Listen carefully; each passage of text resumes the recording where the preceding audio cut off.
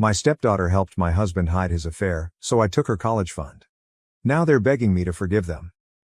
Hello Reddit. I need your aid right now since I'm in a difficult situation with my stepdaughter and don't know what to do. For reference, I, 42F, have spent 15 years with my soon-to-be ex-husband David, 44M. We've been married for 10 of those 15 years, and I loved him more than anybody else in the world. He has a daughter, Stacy, 17F, from a prior relationship. He and Stacy's mother were never married. They had a brief fling for a few months, but she became pregnant and opted to keep the baby. They'd split up just a few weeks before she discovered she was pregnant. They chose to maintain a friendly relationship so that they could co-parent the baby. Unfortunately, Stacy's mother died in a vehicle accident when Stacy was only 6 months old, leaving only David and his daughter. He informed me at the start of our relationship that he wasn't just searching for a wife, but also someone who would be a wonderful mother to Stacy. I was willing to do it since I adored children, and Stacy was only 2 at the time. I honestly didn't mind that he had a daughter. I was prepared to accept her as my own and raise her accordingly. I took our relationship extremely seriously from the start. After 5 years together, we decided to marry. Our relationship had ups and downs, but at the end of the day I believed he loved me as much as I loved him. I had no cause to suspect he might be cheating on me. Even a few months ago, we were discussing commemorating our 10th wedding anniversary with a family trip to some exotic location, and he was really pleased about it. People who cheat on their wives don't seem to be enthused about a family trip, so I didn't expect this. I discovered 6 days ago that he had been cheating on me with a coworker for the past 7 months. I was at work, minding my own business, when I received an email from a coworker. It contained all of the specifics of their affair. She even supplied documentation of text exchanges, phone calls, and images of them together at locations on days when he claimed he was abroad on business, but those excursions were actually romantic getaways with her, which I had known about. I was stunned when I received the email. I instantly went home, unsure what else to do. Nobody was home at the time because Stacy was out with a friend and David was working. So I examined those emails carefully again because I didn't want to have a breakdown at work. I noticed she had also included her phone number in case I wished to call her. She explained that she was doing this because she knew David would never tell me, and she believed I deserved to know the truth. David had apparently been promising her for the last 6 months that he would tell me the truth and discontinue our relationship since she was uncomfortable having an affair with a married guy. I think her conscience had kicked in, or something, but David kept promising to tell me. I even saw screenshots of him indicating he was ending our marriage to be with her. She had initially believed him, but after nearly 3 months of waiting, she decided to inform me herself. After reading that email, I reflected on it for a time before calling her because the worst had already happened. I was still in denial, so I figured speaking with her would help me realize this wasn't a cruel prank, it was actually happening. When I spoke with her, she began by apologizing and explaining that she had no intention of hurting my marriage and had simply fallen in love with David. That was why she believed I deserved to know the truth. She went on to detail how the affair began, how long it had lasted, and all of the promises he had made to her, which were identical to those he had made to me at the outset of our relationship. My heart broke with each word she whispered to me. By the end of the conversation, I was certain there could be nothing more painful. But then she revealed that Stacy had been aware of everything and had been assisting him in concealing his activities. That really destroyed me since, in my opinion, I had always been Stacy's mom. I never thought of her as a stepdaughter. I had known that girl since she was 2 years old and raised her as my own.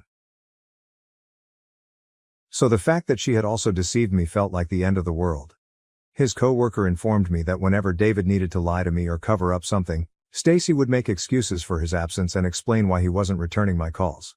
In exchange for her silence, he offered her expensive gifts. That explained a lot of recent events.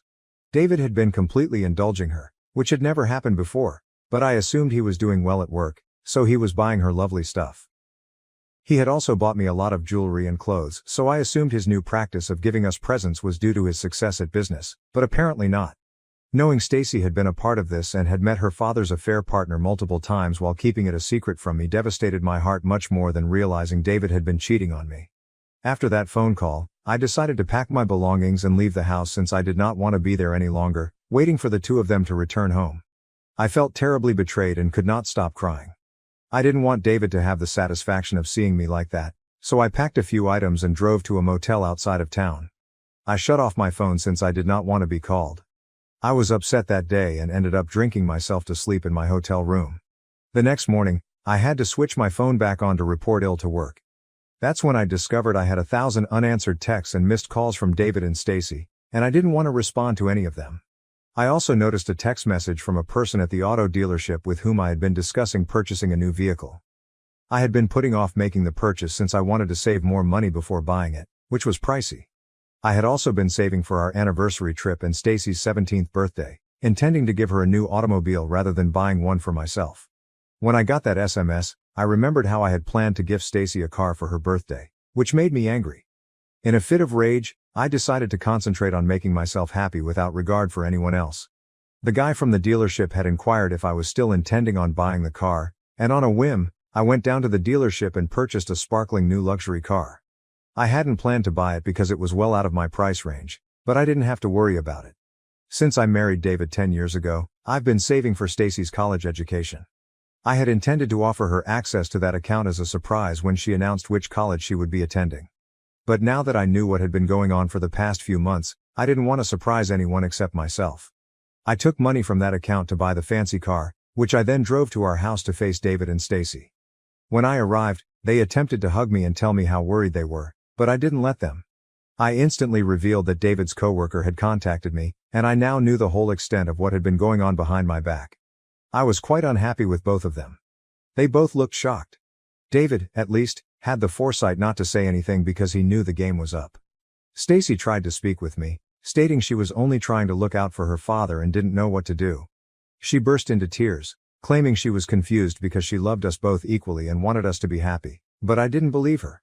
I assumed she was mature enough to understand what was good and wrong, and she purposefully chose to do the opposite.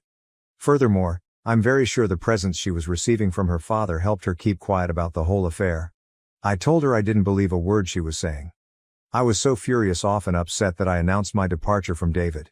He should have seen it coming, because I doubt anyone in my position would have stayed after learning something like this. I informed Stacy that, more than David, I was disappointed in her. Husbands cheat all the time, and this isn't the first or last time a woman will experience it. But I'd always expected Stacy to have my back. Despite the fact that we were not blood relatives, I had never considered her to be my stepdaughter. I had loved her as much as my own, if not more. Her deception and betrayal affected me more than anything her father did. So I determined that the education fund I had been saving for her over the years was no longer something she deserved. I was leaving them both behind. It was difficult for me to say that, and I almost cried up because this had been my family for the last 15 years. But after telling her, I walked out without giving them the opportunity to explain and returned to the hotel. They kept phoning, but I refused to stop. They even followed me out, and I'm fairly certain they saw the new automobile I purchased. I drove away as fast as I could. After that, I wanted to block them, but I couldn't since I was still emotionally processing everything. They've been attempting to contact me for the past 5 days, texting virtually every hour and calling me, but I'm at a loss for words. So I just read all of their messages and left it at that.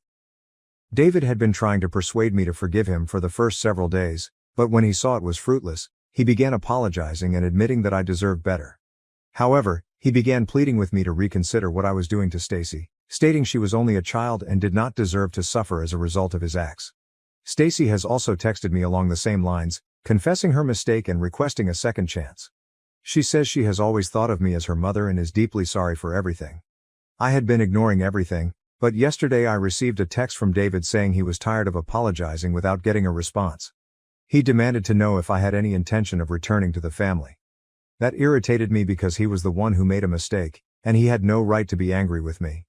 I instantly texted him back, claiming that I had already spoken with a lawyer and filed for divorce, which was false.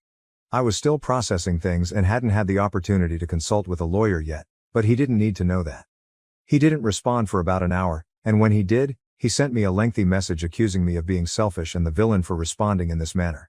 He stated he was fine with me filing for divorce and leaving him, but the fact that I chose to leave Stacy behind demonstrated how selfish I was. He told me that Stacy had been upset since I left, and that my unwillingness to allow her access to the college monies I had been accumulating for her had hurt her very hard. He was aware of the college fund, but had not bothered to save enough money for her tuition because he trusted me to handle it. I remember mentioning the college fund to him countless times. He knew I had been saving cash to surprise Stacy, but I had no idea he had not saved anything for her school. Now that Stacy is considering going to college out of state, which would be even more expensive, it's unclear whether she will be able to attend her preferred college. David believes I am the evil guy for taking away the college fund and shoving it in her face. He doesn't understand why I won't let her have access to the money since I've always planned to give it to her. To him, it appears like I am using this one error to be selfish, especially since he saw my new automobile. He believes I should reconsider. Now I am torn on what to do.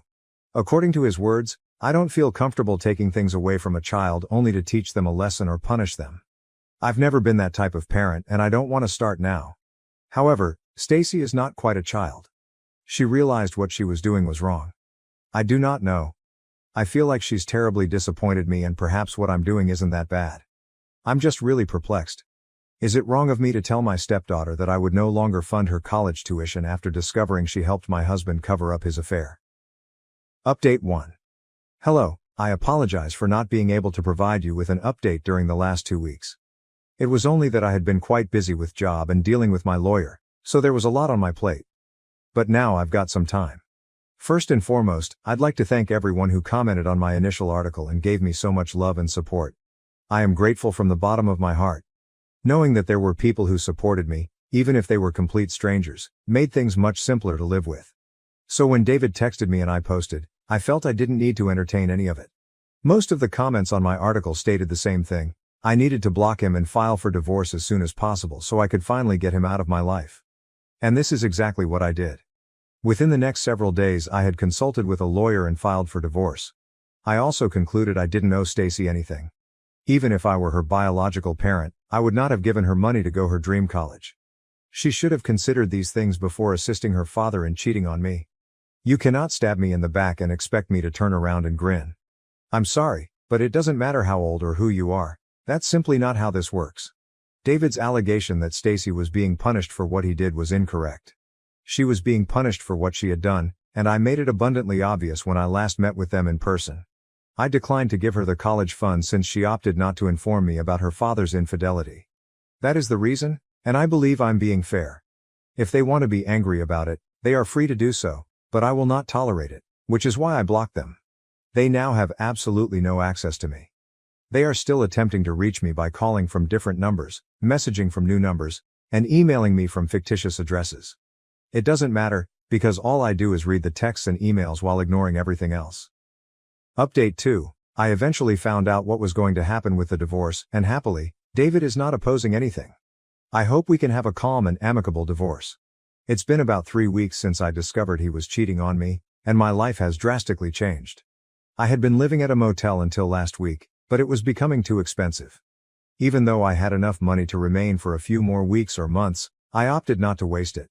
So I moved in with a buddy, who has graciously allowed me to stay until I can get my own apartment. I've also begun to contemplate therapy for myself after a buddy, who is a licensed professional, told me it would benefit me in the long term. I am thinking about it. Perhaps the most significant change was that I quit my job. It is a tremendous issue because I have been working non-stop for almost 20 years. I began working immediately after graduating from college, and I had previously worked part-time.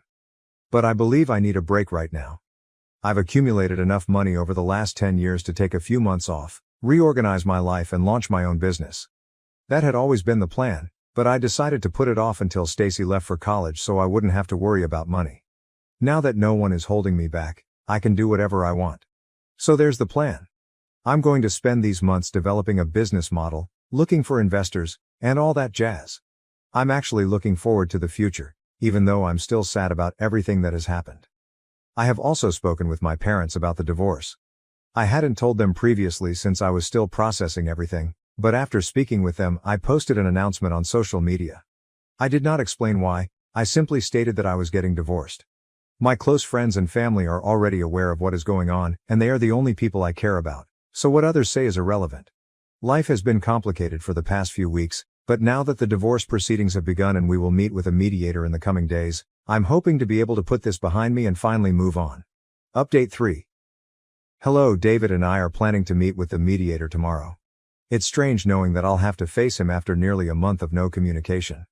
As if I wasn't apprehensive and concerned enough before the meeting, Stacy sent me an email only half an hour ago. She stopped contacting me after 2.5 weeks, and I assumed she was no longer interested in chatting with me. I assumed this email was about how she intended to pay for her college fees, but to my amazement, she texted me a thorough apology, and this time it appeared sincere. She didn't say anything about the finances. Stacy stated she was really sorry for what she had done, confessing she had been selfish and hadn't considered how I would feel if I found out the truth. She realized she had crushed my heart much more than David had and wondered if she would ever be able to put things right with me. She did, however, mean it when she stated she had always looked up to me as a mother and truly loved me. She also stated that she was aware that David's presents were manipulative and that his affair partner had made it appear as if she was doing it on her own. However, she argued that it was due to manipulation rather than a desire to keep secrets from me. I'm not sure what to trust. Maybe she was manipulated, which is why she didn't say anything. She insisted on being confused, caught between knowing her father was wrong but not wanting to oppose him. In doing so, she betrayed me and had been conflicted for months. I want to believe her, I truly do, but with everything that has transpired I'm simply not sure. I was already uneasy and twitchy, but after receiving the email, I feel much strange about everything. I miss her dearly, as I do David, but I know I need to learn how to live life on my own. I've learned the hard way that I can't simply trust people, even my closest ones. I guess I'll have to stick to the no contact rule for now. I also acquired a new apartment and moved in. I've been living by myself for the past few weeks and it's been enjoyable. My friends and relatives pay me visits almost every other day to check on my well-being, which I believe is quite nice of them. I don't feel lonely because I'm usually with someone. However, I know these visits will not be as regular as they are today. I'm still working on accepting the idea that I'm a single lady. I've also started treatment. It will take some time for me to absorb and process everything that has transpired, but I am confident I will get there. I haven't communicated with David since our last mediation session, and while it hasn't been easy, it has been essential.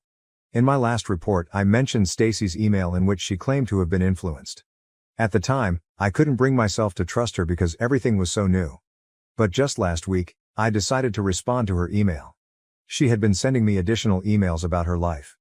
It felt like a one-way street. She'd keep reaching out, and I'd shut her out. But every time she emailed me, my heart would shatter and I'd cry, even if nothing bad was occurring in her life. I genuinely missed her. So I contacted her and told her I missed her. There's nothing else. I still maintain that she will not receive the college fund, but she stated that she didn't mind and didn't deserve it anyhow. She informed me she chose a college close to home over her chosen school because she did not want to burden her father with student loans. Even if she had asked him to co-sign, he would have refused. He had made that obvious. Stacy noted that they will have to make do with the money they have, and that while David will assist as much as he can, she will also need to contribute by earning her way through college. She stated she was cool with it, or so she claimed. We've been emailing back and forth, and I informed her that I'd like to repair our friendship, but I need time. After everything that has transpired, I simply cannot digest it all right now. She understands and tells me to take as much time as I need, knowing she has abused my confidence. I'm not sure what will happen next, but I'm hoping for the best. Fingers crossed. Now to the next story, story 2. My dad is trying to force my uncontrollable stepsister on my trip, so I cut him off. I, 17F, am graduating and my friends and I have already planned a trip to a cabin for the summer before we start college. I have been a babysitter since I was 13, so I have saved up a considerable amount of money. When I was 15, my dad got remarried about a year and a half after my mom passed away. My dad's wife had a 13-year-old daughter, and as soon as we moved in together they started to push her off on me and force us to do everything together. I don't like my stepsister. She's always throwing tantrums if she doesn't get what she wants. She's spoiled to the point that at my 16th birthday she got her own special cake so she wouldn't feel left out. And she also blew out the candles on my cake, and when I complained my dad told me it's time to grow up, being a sister is about sharing things. I told him I didn't have a sister, and I guess she overheard and she went on a rampage. The party was ruined. I distanced myself more from them after that. I'm forced to either take her with me to places or stay home with her if I can't take her, or my dad or dad's wife can't watch her or don't want to deal with her. Imagine everything that I said she does with my dad and his wife to a 17-year-old me. I was forced to take her bowling with me and she would not stop trying to dig her hands in the part where the balls come out, and she tried running down the lane, so I had to take her home and my night was ruined. This happens a lot, but they don't care. I have tried to keep this trip a secret from her, but when I was in my room on the phone talking about it over pizza and music, I found out she snuck in and hid in the closet and was eavesdropping. She bursted out asking if she could come, and I told her no and to get out. She started stomping her feet and she ran out. My friends begged me to not invite her. My dad called me downstairs and asked if she could go because she could use a vacation, and I told him I'm not taking her. They can take her on a vacation, but I'm not watching her for almost 3 weeks alone. My dad's wife called me selfish and that my dad was paying for a portion of it anyway, and if Lily doesn't go then I don't get to go. I told her she doesn't get a say in any of this, she's not my mom, and to stop forcing her child on me when she created what she is. Lily starts yelling at me about not being a big sister and I don't want to spend time with her. I snap and tell her I don't. She ran away crying and my dad said he won't pay for the rest of my trip if I don't take her. So I told him if he does that I will not be talking to him anymore, nor will I forgive him for it. He said I'm being dramatic and she isn't bad. So I grabbed a bag and went to my aunt's house, my mom's sister, and told her what happened, and she said she would put up what he took away, and when I go to college, I can stay with her. I told my dad what I was doing and he blew up at me and said I was being a brat and they're my family now and not my aunt. As far as I know, she does not have any disabilities. She's been to doctors and therapy. She's just insanely spoiled, and that's how she's always gotten her way when told no. The first time I met her, everyone agreed on Mexican except her, and she was yelling in the car for 10 minutes before she calmed down by her mom appeasing her. Then she goes back on her phone texting. If she does, then that explains why she acts that way, and I can take it that she can't help it, but I still shouldn't be forced to watch her 24/7's relevant comments. Commenter: your aunt is acting more of a family than your dad. I agree, see if you can live with your aunt now. Are you dependent on your dad for college? OOP, I am not, my mom left me money for 2 years. I decided to do an RN program and then go back once I work and save up more money. Commenter: if you are being truthful about Lily's behaviors, it sounds like she has some sort of emotional or intellectual impairment. Has she had a formal diagnosis? OOP, no, she is just extremely spoiled and acts like this to get her way. She knows she just has to cry a bit and stomp around and they'll give in. To another commenter: she does not have any mental problems. She's just spoiled. She's been to doctors and therapy. To a deleted and downvoted comment: I don't have nor did I want a sister. It's not even like they tried to slowly bring us together, they forced her on me. She constantly throws tantrums, so if any small thing is about me, she needs to be the center of attention. She may be a child, but she is not my child, and I shouldn't have had to become a parent because of my dad's wife's lack of parenting. Commenter: how far away from 18 are you? I would slowly start moving important things to your aunt's house and then move in the day you turn 18. Make sure you let your school know not to contact your dad anymore and that you are living with your aunt. Oopie, I turn 18 in September. I have read the comments and I'm making lists of everything I need to get and put at my aunt's house. On being the bigger person, I don't have to be a bigger person. I'm tired of being neglected and having her forced on me. I'm going on this trip without her, and if that ends up with me not talking to my dad anymore, so be it, he's the adult and parent here. Update post, August 30th, 2024. Almost 6 months later. I know a lot of people wanted an update to my last post, but I can't post a link so you can go to my profile to see it. The trip happened and I did not end up taking her like I said I wasn't. From the time that I posted that up until the time that I left, the household was very tense and awkward. I was not speaking to any of them. The only person I had to confide in and talk to my aunt, and I'm so grateful for her. My dad still thought that I was going to bring her on the trip, and I kept telling him that I'm not watching her and she is not coming with me. The morning of the trip we left at like 6 in the morning when he called me. I was already about 5 hours out, so he couldn't do anything. When I got back it was a lot of yelling and crying from me and my dad and his wife. She said that I left them in a tough position and they had to stay home because they couldn't get anyone to watch Lily. My dad and I had a serious talk for hours and he agreed that maybe we need to separate so we can work on our relationship. Which hurt me because I would have liked for him to tell me I can stay in my own home while we do it. But I did end up going to my aunt's house with no issues. My dad and I started family therapy with just the two of us. His wife was pretty upset. He was actually listening to me and was seeing where I was coming from.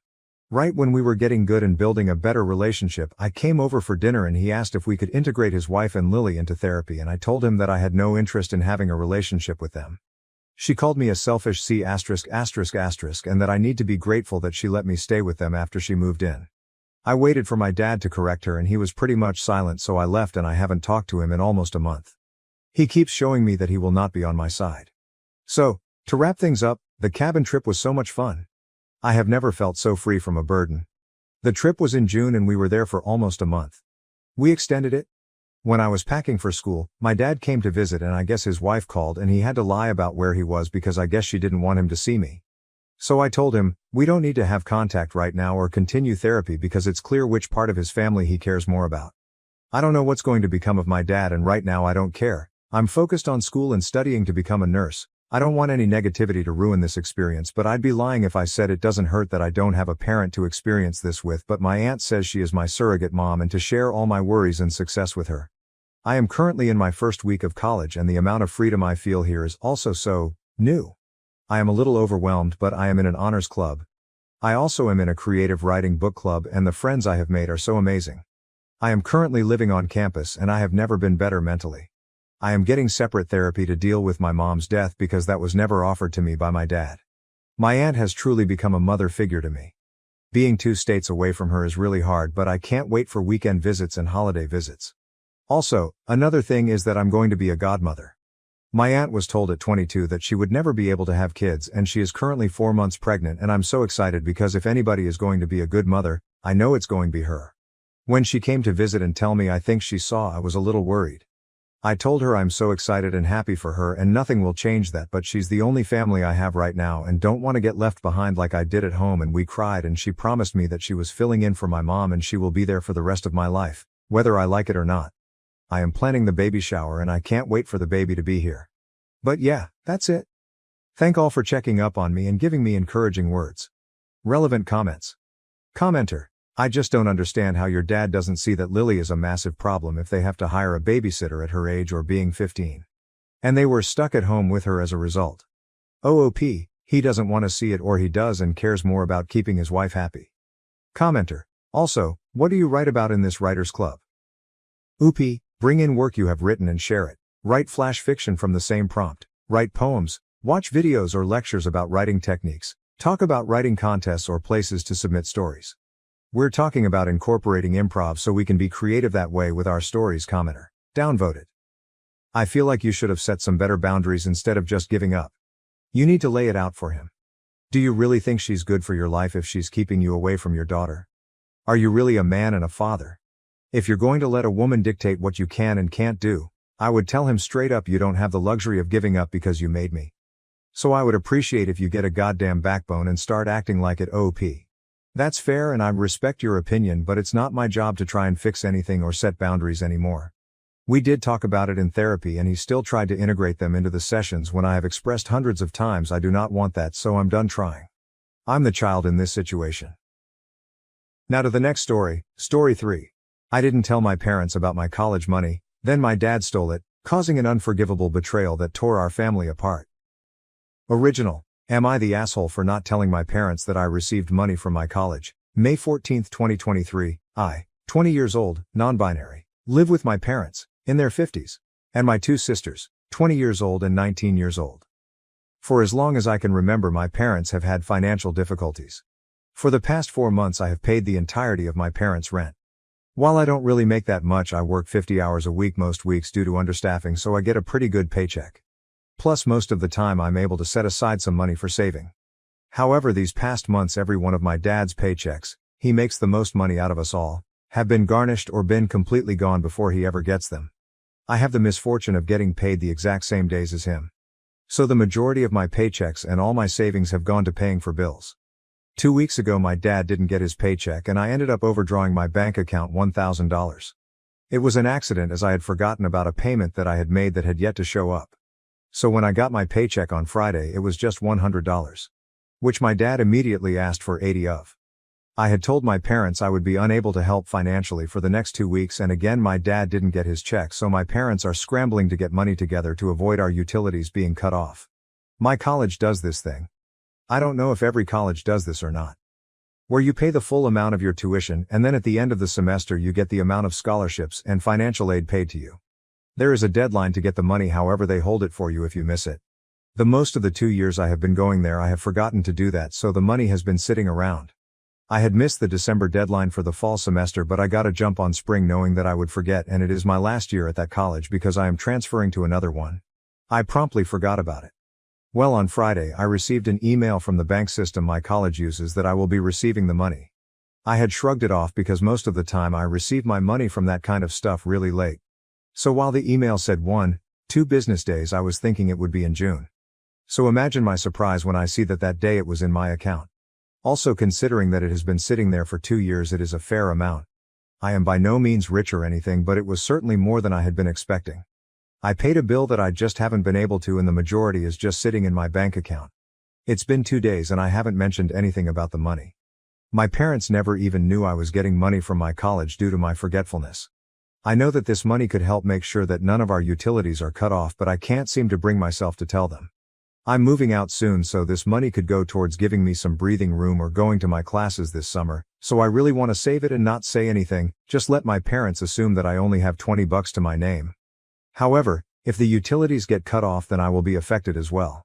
I feel like such an asshole for not telling my parents about the money. I know that I'm just being selfish, but I am so tired of every penny I make going towards my family's bill. I know my mom feels extremely guilty every time they do this, but it is something they have to do to survive. So, am I the asshole? Edit. Since a lot of people are asking, here you go. My parents have a lot of payday loans from my childhood, other loans, and owe money to the state and IRS.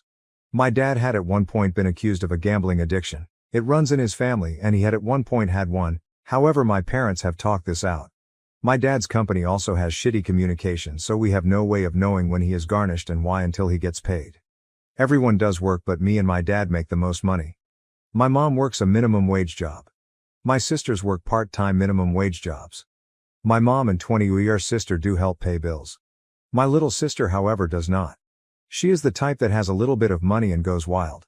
My parents pay for a lot of her stuff without ever seeing a dime for it. My parents are trying to stop that, however it is extremely difficult due to other factors that I will not get into on this post, as it has nothing to do with money.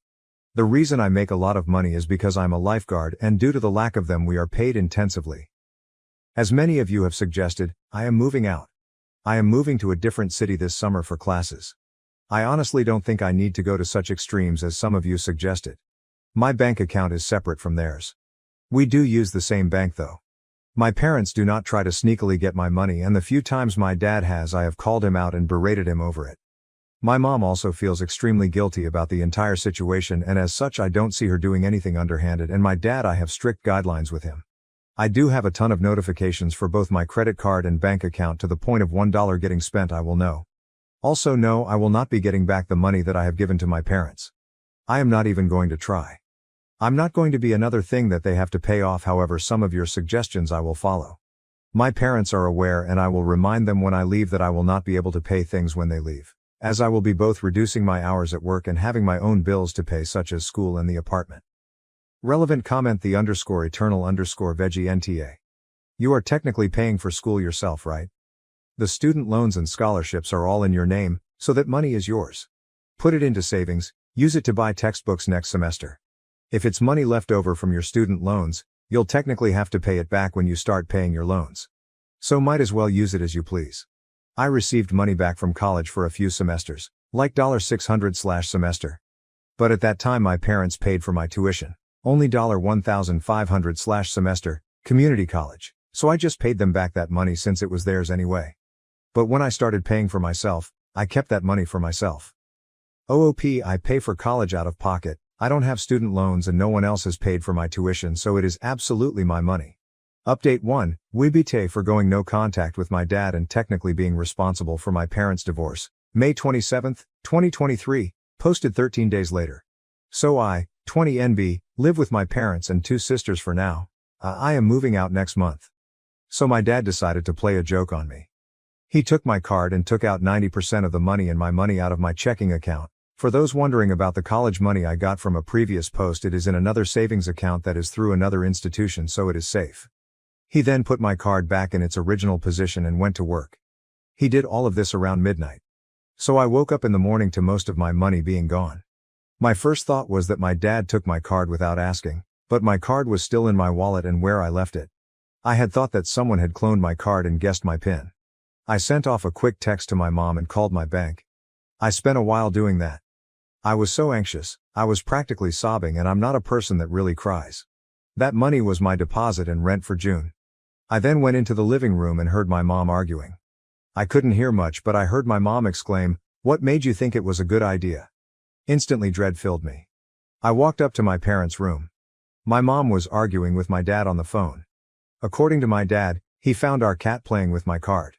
He decided to take it and remove my money to teach me a lesson about leaving my card lying around and then go to work.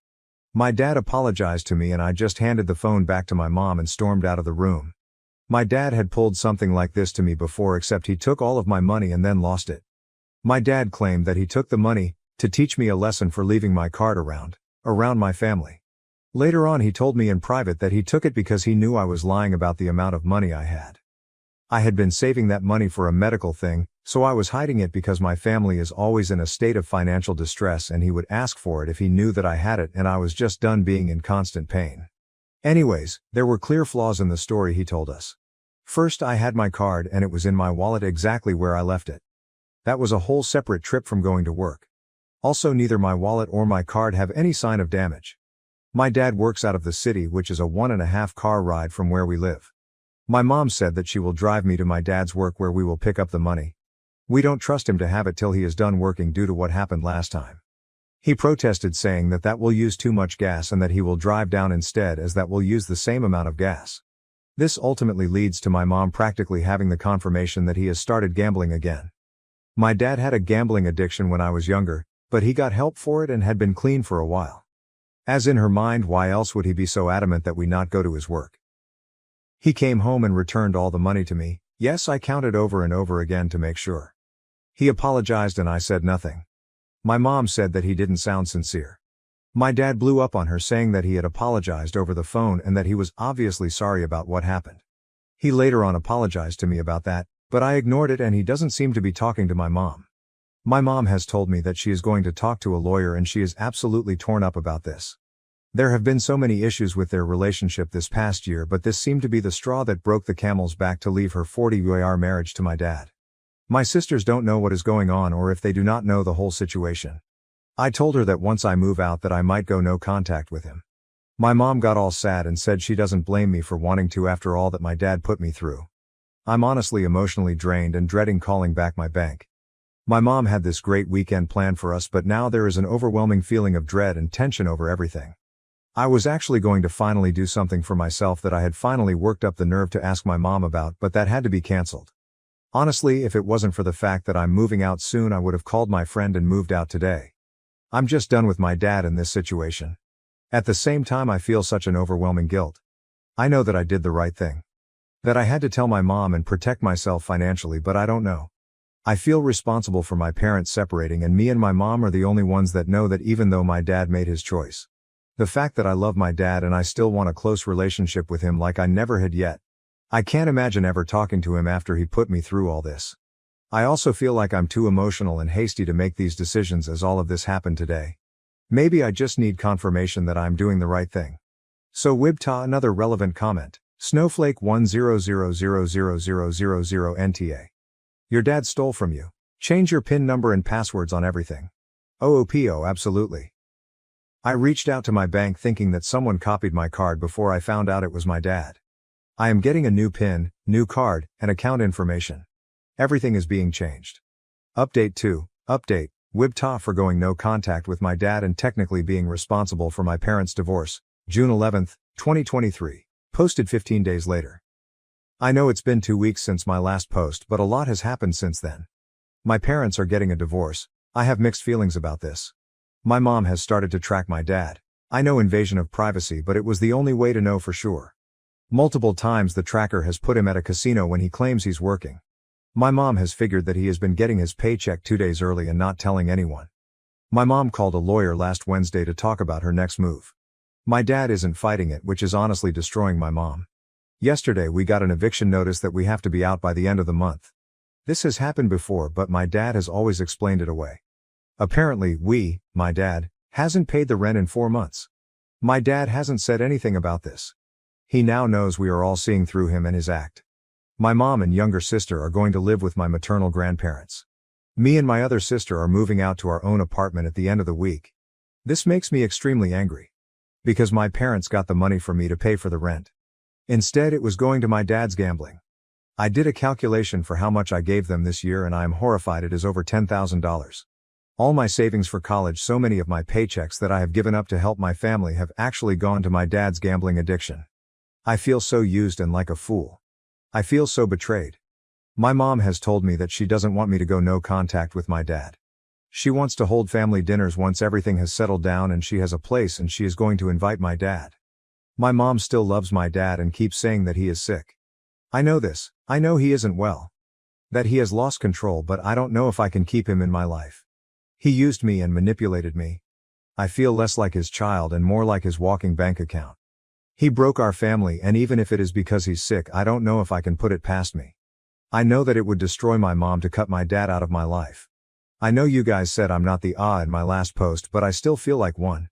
I might add more later as I have to go to work. Edit, adding some details I forgot about in a rush to go to work. One of the reasons that my mom is going to do these dinners is to give my dad a reason to get help. I honestly don't think that will work. First, my father is rarely with us or does stuff when he lives with us. I doubt he will go. Second, if the looming threat of divorce didn't kick him into gear, I don't think weekly dinners will. I have a really good relationship with my mom, so I do want to go to those dinners to spend time with her. But I don't know if I can face my dad if he decides to come. My mom wants me to have a good relationship with my dad, which is why she doesn't want me to go no contact with him. Also, some of it is likely her guilt for the situation and the fact I tend to be the person she goes to for help. Also, a lot of you have been confused by me being responsible for their divorce. Like I said, it was an update to a post that I had made previously. If you want all the information, go look at that post, but the rundown is I woke up and saw that someone stole my money. I told my mom and she figured out it was my dad. My mom realized that she needs to divorce my dad due to him lying about what happened. My mom has never told me that any of this was my fault. It was how I was feeling at the moment. I have since gotten over that guilt. Many of you have said that I should try to get the money back from my dad. I'm not sure. I made peace not getting the money back. I'm not going to take him to court. My life is already crazy without worrying about court and my dad's gambling addiction. Not to mention I really don't have proof that I could show the court, as I just gave the money to my mom. I never made any comments digitally what the money's for, so it will absolutely fall apart and become a he said they said. And honestly, I don't want to deal with it. I just want to move past this. Update 3, am I the asshole for not wanting my dad to live with me? July 1st, 2023, posted 20 days later. So I, NB20, live in my own apartment with my sister, 20, and roommate, M19. We moved in about 2 weeks ago. Due to events in one of my previous posts, me and her are the only ones in my family not homeless. My dad has been living in his car and staying in hotels when able. My dad has recently been hospitalized for a multitude of reasons. No, I won't go into detail. He is going to be released from some of the medical advice that is going to be given to my dad he can't follow due to being homeless. My parents haven't mentioned the fact that my dad's homeless or that they are in the middle of a divorce to the hospital. My mom is scared of what that would mean for him. My mom has asked me to talk to my roommates to see how they feel about my dad living with us temporarily. I agreed to it, but I honestly don't want to have him. This might be selfish, but he would be in my room due to the fact he works at night. He won't do my sister's room because her room is hyper-feminine and is only separated by a curtain from the living room. As I'm the one with an actual room, he would be sleeping in my room. Our schedules are pretty reversed, so we would never see each other except on my days off, but I really hate this idea. In our previous house, I had to share my room with my mom because of her working from home. This meant that whenever someone felt like it, they would barge into my room. I finally have my own space that no one could barge into, and not even 2 weeks later it might be stripped from me. Not to mention I am currently searching for another job due to the fact that I have moved to another city and no longer want to commute 3 hours each way, and I have a couple phone interviews lined up for my days off, and I can't go into the living room due to my roommates also having those days off, and I don't like talking on the phone in public. My dad has also not acknowledged that he has done anything wrong. I am also still pissed at him. He can't go with my mom and other sister due to my maternal grandparents hating his guts at the moment. He can't ask any of his family due to the fact that they are abusive, and he doesn't want to admit how bad his situation has gotten. So this just leaves me and my sister. My dad already doesn't like our roommate due to sexism and toxic masculinity. I don't think he will act in any way that will show it, but I really don't want to place him in a situation where he might have to deal with that. I have yet to tell my roommates, as they had already left when my mom asked, and I don't want to ruin their event or have this conversation over text. I'm very tempted to pay out all the reasons it would be a bad idea for them, so they agree that we can't do it, so I'm not the but I don't like the idea of manipulating them. My mom said that my dad probably won't accept the offer, but I'm not sure I can make the offer. Also, hotels are not an option due to the fact none of us have the money for them, and my dad will likely be paying off this trip for a while. I honestly feel like either way I'm screwed. So am I the asshole? Even another relevant comment: delete. This sounds way too big for Reddit to solve. Unfortunately Reddit is my only solution cause I have no one to talk to about this situation. Update 4. Am I the asshole for not sending my dad a happy birthday text? October 6, 2023. Posted 3-4 months later. So yesterday was my dad's birthday. I'm 60. I, be 20, have been pretty much no contact with him since my last post about him, only really seeing him here and there. My dad has reached out to me once but I didn't respond. Never once has he apologized for what he has done. For the past week I had been debating if I should send him the above text. No matter what I decided I wasn't going to get him anything after all the money he took from me. Then on Wednesday my phone got stolen. I spent most of Wednesday and yesterday trying to find it and come up with solutions so that I can do all the things I need to do. I thought that was the answer to texting my dad. Yesterday I got a new phone and was talking to my mom. She texts me that I need to send my dad a text. She always reminds me to send birthday and holiday texts as I'm notorious for forgetting to. I said I will later as I still hadn't decided if I was going to. She then told me that she gave my dad $20 for me. I was shocked. She said all my siblings agreed to send him $20 for a hotel room. We all know he will probably gamble it away. I had never agreed due to my stolen phone. I was pretty much out of contact but I had still talked to her through my roommates. She also could have waited and asked if I was okay with it, which I would have said no. I don't think my mom will ask for the 20, she just seemed to do it in my name. Regardless, I was pissed. So I didn't text my dad because I wanted to make sure he was aware that I haven't forgiven him and that we don't have a relationship anymore. I also did it to spite my mom for putting my name on a gift I never agreed to. I was so sure of it yesterday but now I think I might have just been petty.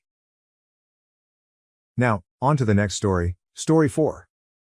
My stepmom left my dad after I refused to let her walk me down the aisle, and now he has a shocking confession before my wedding. I'm Lily, a 28-year-old woman who will marry her fiancé Richard, a 30-year-old man, in 3 months. To comprehend my current circumstances, I must return to my childhood. My parents, Claire, 53F, and Tom, 55M, met at college and married young. They had me when they were both 25, and for the first 10 years of my existence, we seemed like the ideal family. I remember spending weekends at my grandparents' lake house, where Dad taught me how to fish while Mom made lunches. Every Friday, we had family game night, and my parents took turns reading me bedtime stories. It wasn't perfect, they argued like any couple, but I always felt loved and secure. Everything changed when I was 10. Dad began working late more frequently, and Mom appeared increasingly tense and sad. I overheard arguments about someone named Tanya, but I had no idea what was going on.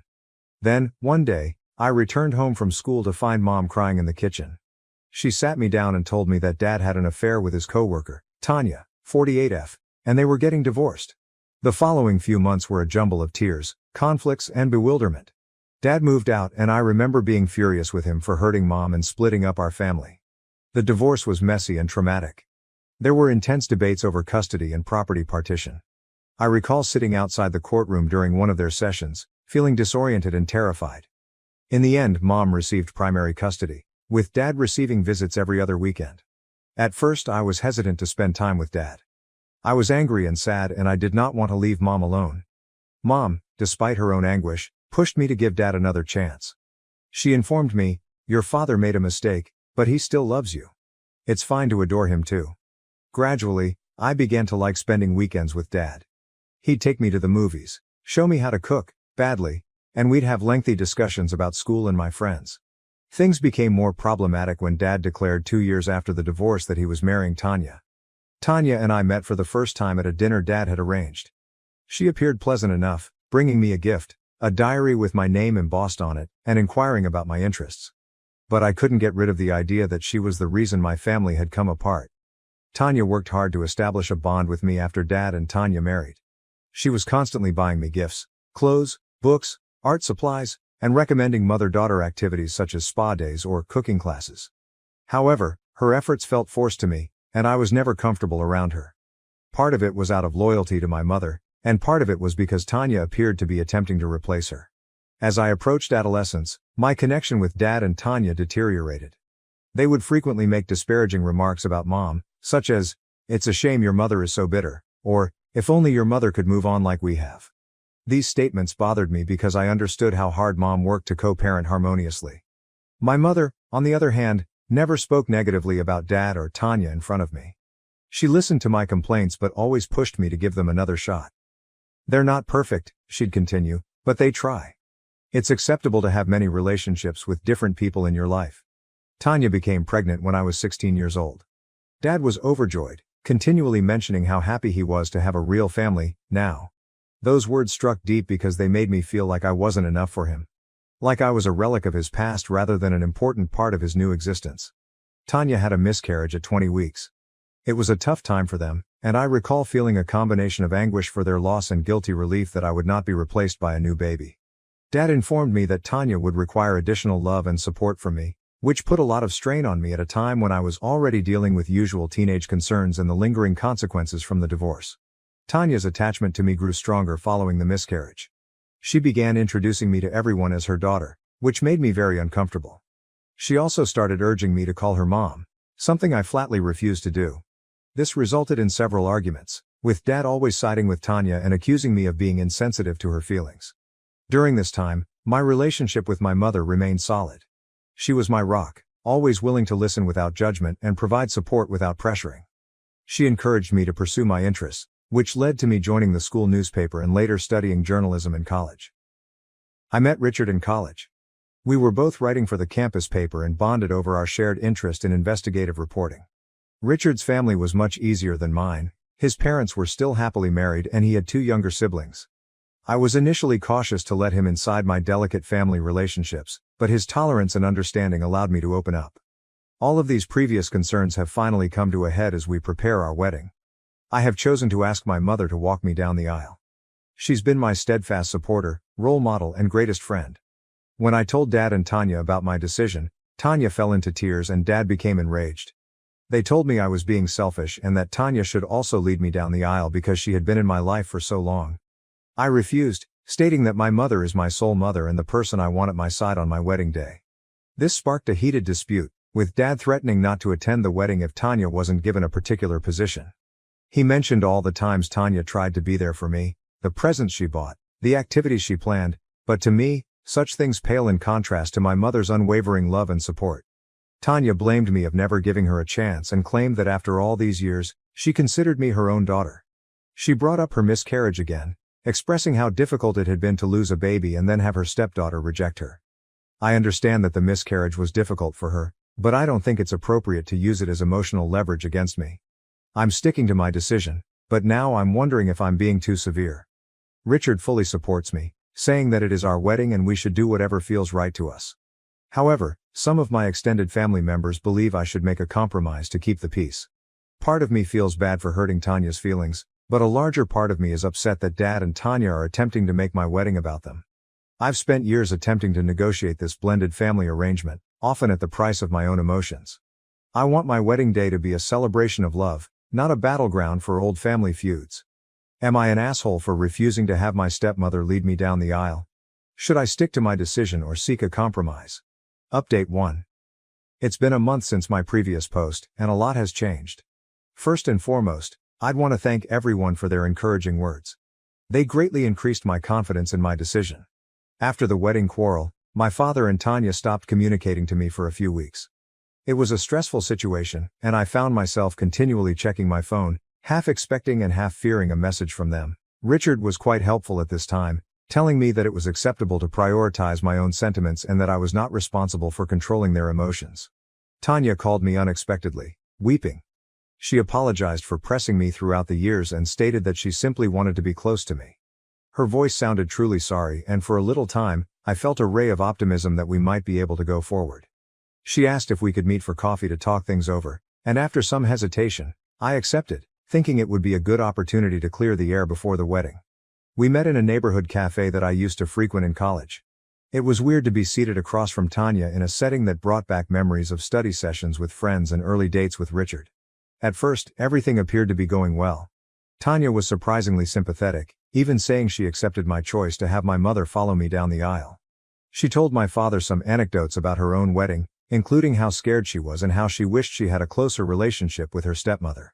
I found myself softening slightly, viewing her as a person with her own troubles and fears rather than the woman who had ended my parents' marriage. However, things took a turn when she mentioned that she and my father were thinking about renewing their vows next year. At first, I assumed she was just discussing their plans, but then she dropped a bombshell. She offered that I walk her down the aisle at their vow renewal ceremony to balance things out. This suggestion stunned me. It felt like she was attempting to establish a quid pro quo, as if my wedding and their vow renewal were somehow interchangeable. I explained that a daughter's wedding is not the same as a vow renewal. Tanya became agitated and accused me of not giving her a chance. She mentioned the miscarriage again, explaining how difficult it had been and how she had hoped that having a kid would bring our family closer together. She stated that losing the baby was especially devastating since she believed she had missed her chance to actually be a mother. I attempted to be empathetic, recalling how awful that time had been for everyone, but I also stated that her death, while tragic, did not require me to regard her as my mother. I said that I had my own complicated thoughts at the time, feeling both sad for their loss and pleased that I would not be replaced. The conversation rapidly degenerated from there. Tanya accused me of being cold-hearted and ungrateful for everything she had attempted to do for me over time. She mentioned every gift she had ever given me and every outing she had planned, as if keeping track of her attempts at motherhood. I emphasized that genuine connection and respect for limits are what sustain relationships, not gifts and forced outings. In the heat of the moment, I uttered something I had been keeping quiet for years. I informed Tanya that, while I was sad for her loss, I was tired of her using the miscarriage as emotional leverage. I said it wasn't fair to put the responsibility of her unfulfilled maternal urges on me, especially when I was only a teenager trying to deal with my own familial tragedy. Tanya burst into tears and walked out of the cafe, leaving me sitting there, feeling guilty, angry, and relieved that I had finally spoken my actual sentiments. As I sat there trying to digest what had just transpired, I couldn't help but think about how this cafe, which had once held wonderful memories, would now be forever connected with this awful confrontation. My father called me later that evening, enraged. He claimed I had been harsh to Tanya and owed her an apology. He accused me of being selfish and ungrateful, claiming that Tanya had always wanted to love me. When I tried to explain my side of the story, he interrupted me, stating that if I couldn't accept Tanya as my mother, perhaps I shouldn't consider him my father anymore. Those remarks struck me hard. Despite our disagreements throughout the years, I never questioned that my father loved me. But in that moment it felt like he was choosing Tanya above me, just like he had done years before when he abandoned our family for her. I am hurt and outraged, but I am also more certain than ever in my decision. Richard has been wonderfully supportive throughout this process, hugging me when I cry and assuring me that I have every right to set boundaries. We're going forward with our wedding plans, aiming to create a day that celebrates our love and the family we're starting together. My mother has also been fantastic. When I told her what had happened, she listened without judgment and offered consolation without attempting to influence my decision.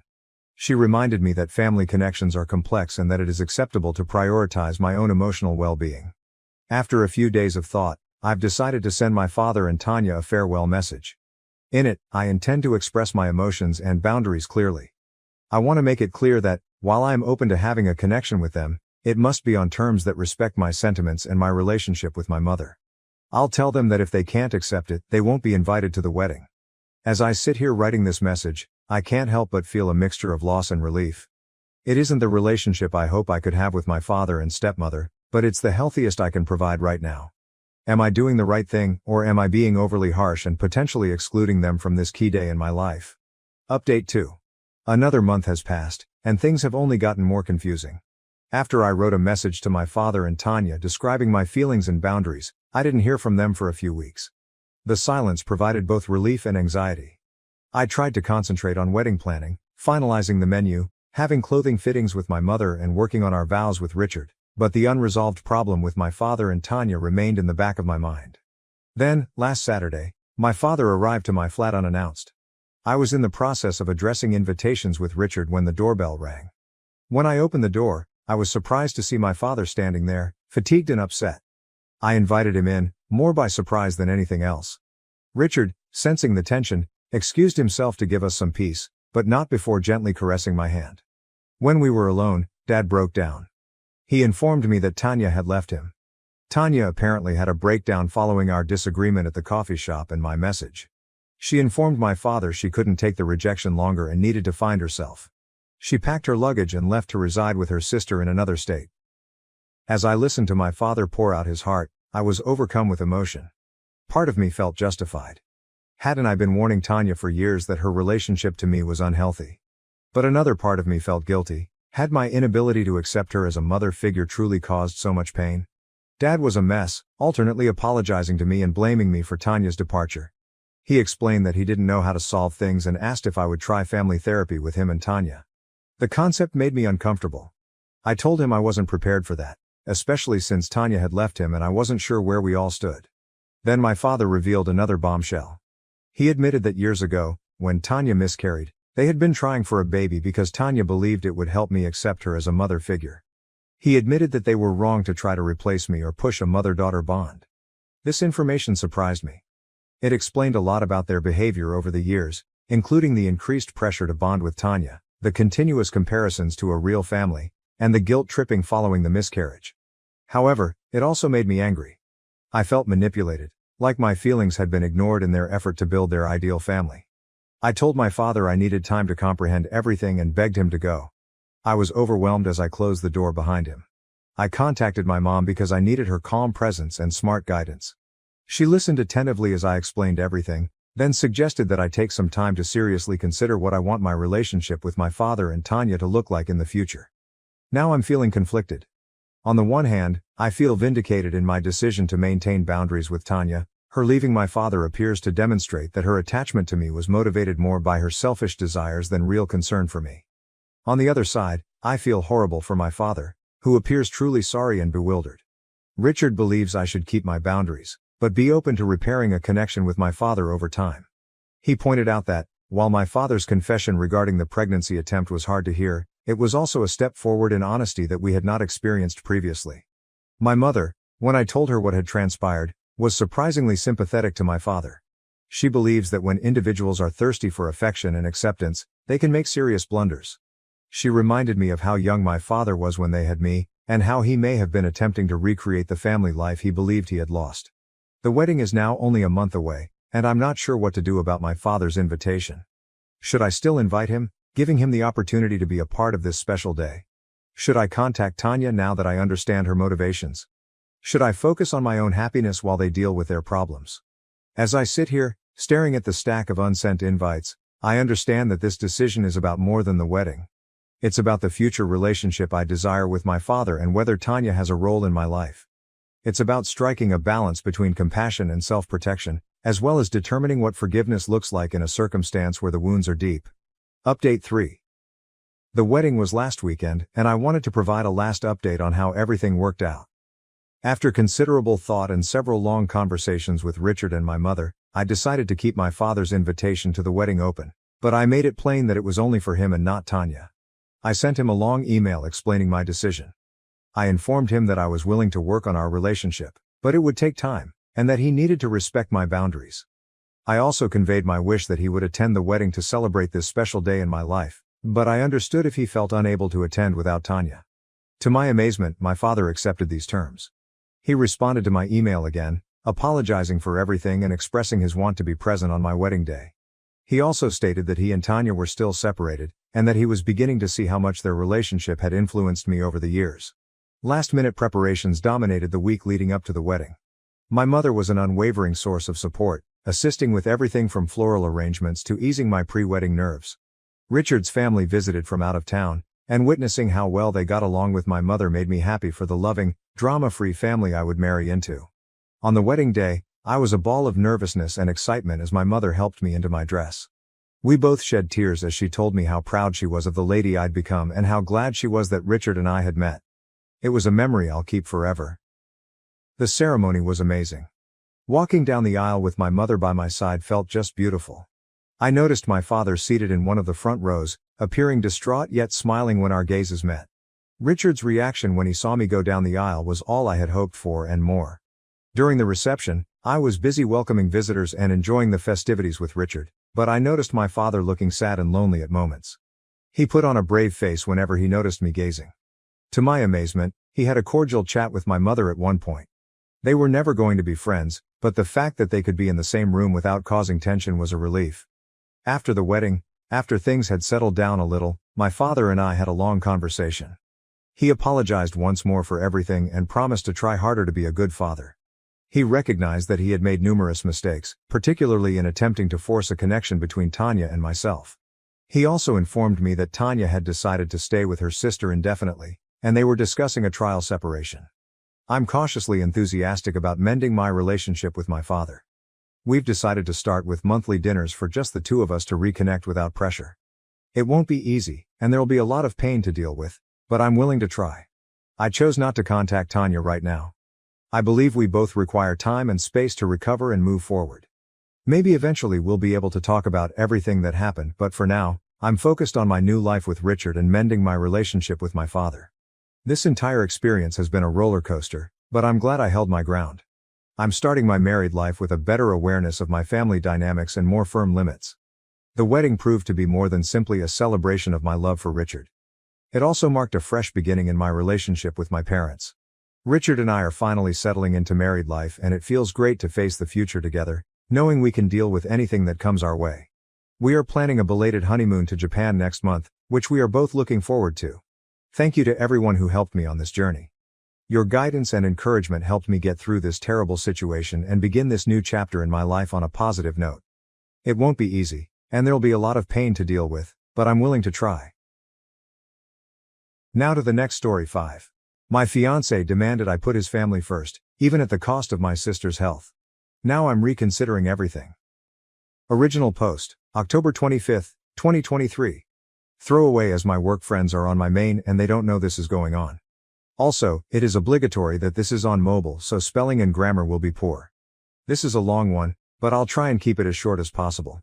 I, 28F, got engaged to my partner of 7 years, Rob, 29M, in May. Both sides of our family were really happy about this, and we had a big family meal 2 weeks after getting engaged. His brother lives 250 miles away and couldn't get here for that meal, so we decided to have a meal just for his family in late June when his brother would be back for the weekend. This weekend was arranged long before we got engaged, so he wasn't back just for the meal. Earlier this year, my sister Kim, 32F, got a serious eye infection that very quickly turned into an ulcer, which scarred her cornea and left it at a high risk of a perforation. She needed a corneal graft, but her surgeon was away for 4 weeks, so she was going to have to wait until he got back to have it. However, her eye didn't hold, and it perforated the day I was supposed to be going to the family meal with ours brother. Kim's wife was at work and had her phone turned off, and our mom was away with our stepdad. So when Kim called me to let me know what was happening, I knew she would be at the hospital on her own. I immediately talked to my boss and he let me go early so Kim wasn't on her own. I texted Rob to let him know what was going on, and he texted me back to send Kim his love and to remind me about the meal that night. I ignored the comment about the meal as it was the last thing on my mind. Once I got to the hospital, I was taken back into a room where Kim was, to be greeted by 3 doctors and 2 nurses rushing around trying to help Kim. I was then informed that she needed to have an emergency operation to have her eye glued or else she would lose it. The problem was that they didn't have a surgeon at that hospital that could do it, and she needed to go to another hospital an hour and a half away. They asked if she would need transportation or if I could take her. I said I would take her. Once we got to the other hospital, we were told that she would be having the operation at 5:30 p.m. I knew then that I wouldn't make dinner and text Rob to let him know. He flipped out and basically told me to leave Kim at the hospital and have her wife pick her up after the op was done. At this point, I still hadn't been able to get a hold of Kim's wife. I told him that wasn't going to happen and that he was out of order to even ask me to do that. I then texted his mom and told her what was going on. She was really supportive and told me to stay with Kim and let her know how the op goes. A dinner can be rescheduled, Kim's health can't. I also spoke with his brother, who was equally understanding. I stayed with Kim, her operation was a success, and I got her back home about 9 p.m. Her wife had ordered some Chinese and offered me some, which I happily accepted as I hadn't eaten since lunch. With that, I didn't get home till about 11 p.m. and Rob was already asleep. Rob was very short with me for days after, and we ended up having a huge fight where he told me that I should have put his brother and family before Kim. He said he was embarrassed to go to the meal without me. I responded that I was embarrassed he thought I would put a meal before my sister's health. This led to another week of awkwardness between us before we finally sat down and we sorted it out. Or so I thought. 8 weeks ago Kim got her graft, and so far everything is going really well with it. On Saturday his brother was here, so we went out for dinner with his family. His family were all asking about how Kim was doing, and I showed them a picture of the stitches in her eye. I thought that everything had gone really well until we got home, and he got really angry, saying that I shouldn't have brought up Kim's health issues and I shouldn't have shown them the picture. I argued that they'd asked about her and asked to see the picture. It ended with him telling me that I needed to put him and his family before Kim or else we weren't going to work. His family will come before mine once we are married, so I should get used to it. I went upstairs and packed a bag. I'm now at my mum's house and he's been bombarding me with texts and calls since I left. I do love him, but I will never put his family above my own family's health. I feel like he's expecting me to spend every holiday with his family and put their wants above my family needs, which won't happen. I'm very close to my sister and my mom, that's not going to change. So I don't really know how to move forward or if I even want to. Has anyone experienced anything like this before? If so, how did you deal with it? TLDR. My fiancé got mad that I missed dinner with his family because my sister needed emergency surgery and I was the only one available to take her. He is now insisting that I put his family before my own. I don't know how to move forward with him. Edit. For some reason it won't let me do a full update post even on my own page, so I'm just going to add it to here. Thank you so much for everyone that commented. I replied to as many as I could, but I read all of them. Warning, this is going to be longer than the original post. A lot has happened. TLDR, for those that just want a quick update, I left him and he's out of my house. His mom is seriously pissed at him and his brother has gone no contact with him for the foreseeable future. For those that want a longer version. Once I decided to end things with him, I knew that the main issue would be getting him out of my house. I own the house outright. My grandma died 5 years ago and left her house to my mom, who sold it and split the money between me and my sister. I then bought my house with that money about a year after she died. I got in touch with my stepdad's friend, who was a landlord the day after I wrote my original post, who then put me in touch with his solicitor. He didn't have time to see me in person that day, but we did have a phone call where he gave me my options. In the UK we have something called a Section 8 notice.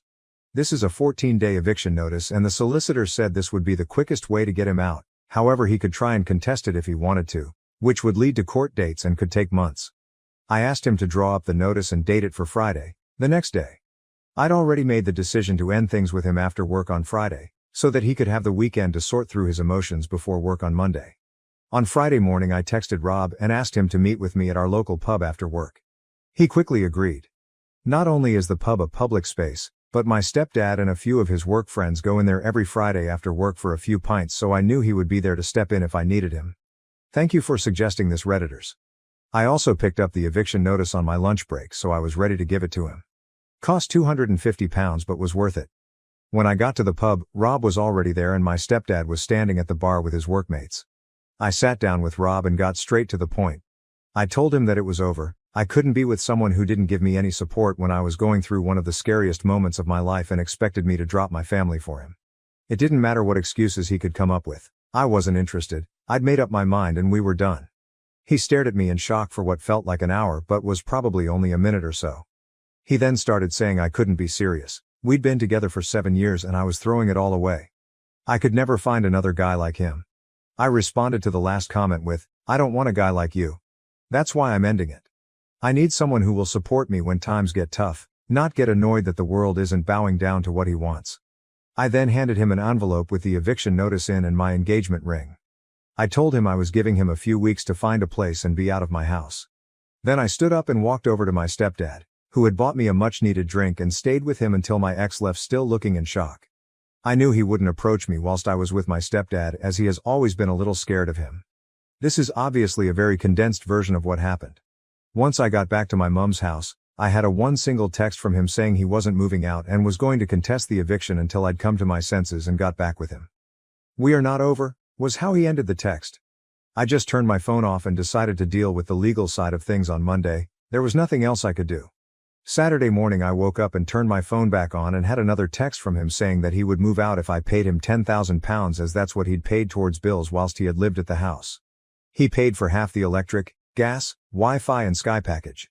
Note, the Sky package is only as expensive as it is because he has to have every sports channel known to man, so his half literally just paid for the sports channels. I'd already asked the solicitor about this though, and he'd assured me that I didn't owe him any money as he hadn't contributed to a mortgage or any renovations of the house, it was just general expenses. He also knew that I don't have £10,000 just lying around. Let's say I was irritated by this and decided to ring his mum to see if she could talk some sense into him. I'll call his mum Sandra to make it easier. She was appalled by what I told her and said she would speak to him. She called me back about an hour later and asked me to meet her at the house. Rob was on an away day to watch his football team play and wouldn't be back till about 10 p.m, so I knew he wasn't there. I met her at the house with Kim, and Sandra said that Rob's brother was on his way back home and they would have Rob out by the following afternoon. She hadn't even spoken to Rob, just his brother, but she promised he would be out. Sandra then asked me to walk her through the house, showing her exactly what was his and what wasn't, so he didn't take anything that didn't belong to him. The next morning I got a text from Rob calling me all the names under the sun for getting his mom and brother involved. I blocked him, and a couple of hours later, Sandra texted me to let me know he was out and staying with her. I thanked her and she told me that she would like to stay in contact, and I happily agreed to this. I went back to my house after work on Monday, changed the alarm code, and my stepdad changed all the locks for me. My stepdad is also arranging for a friend of his to install cameras around the outside of the house. This will be done over the weekend. Sandra rang me on Tuesday asking if we could meet up, as she had some things she wanted me to know. So we met for lunch that day. It was at this time that she told me her ex was a controlling a-hole who was incredibly selfish, and the selfishness was what she had seen in Rob for so long.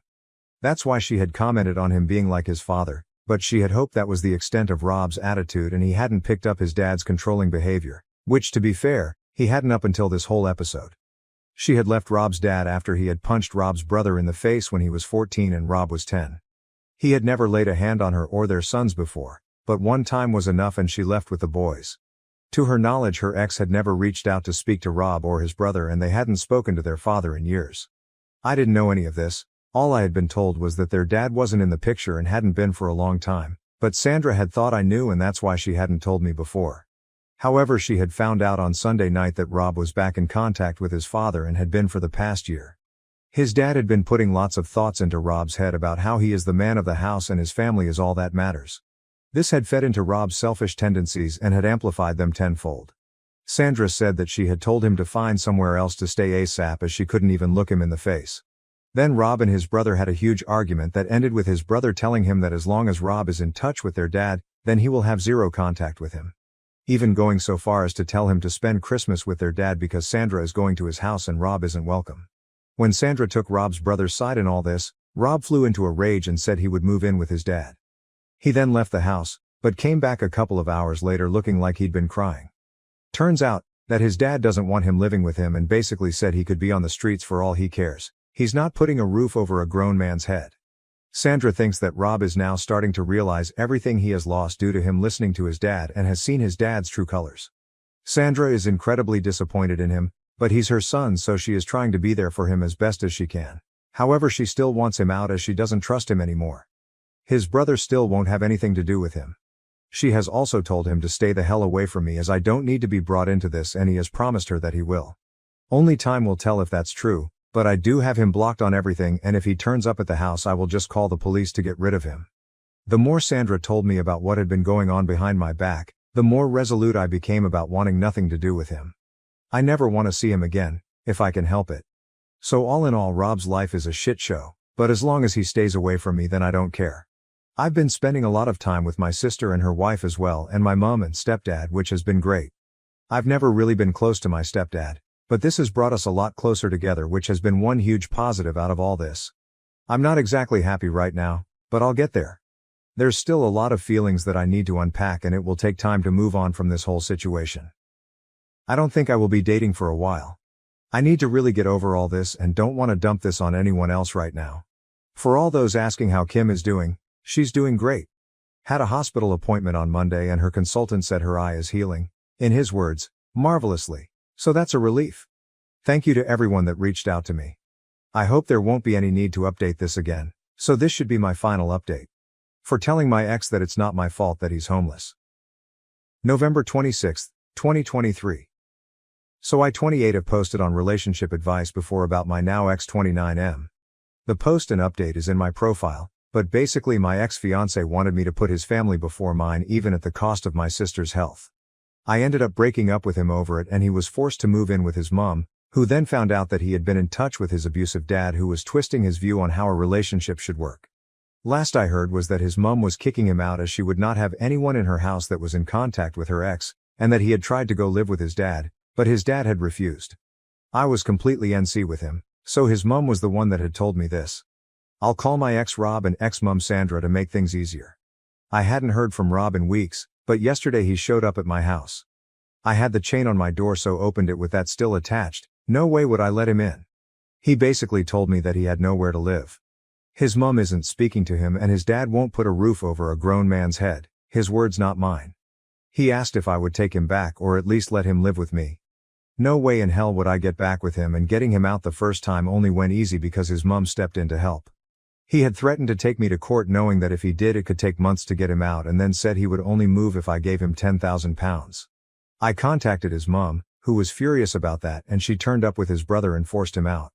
I told him that there was zero possibility of him ever living with me again and that we were 100% over. He started shouting at me and calling me all sorts of names, so I threatened to call the police if he didn't leave and shut the door. I have cameras all over my house, so I caught everything he did and said on camera and saved it to a USB just in case. He then went crying to all our mutual friends and managed to get back to his mom. She called me and asked what happened. I told her, and she then informed me that she had put her house up for sale and was moving 300 miles away to be nearer her other son. She and Rob had a huge argument about this and she finally kicked him out. Since then he's been couch surfing, but with Christmas coming up, his friends aren't really happy with having him on their couches when they have kids and are meant to be enjoying the festive season. He's been kicked out of 3 friends' houses in 10 days. She told me I was right to refuse him, but I've since had other friends say that they feel sorry for them, and that I can just let him stay in my spare room until he's back on his feet.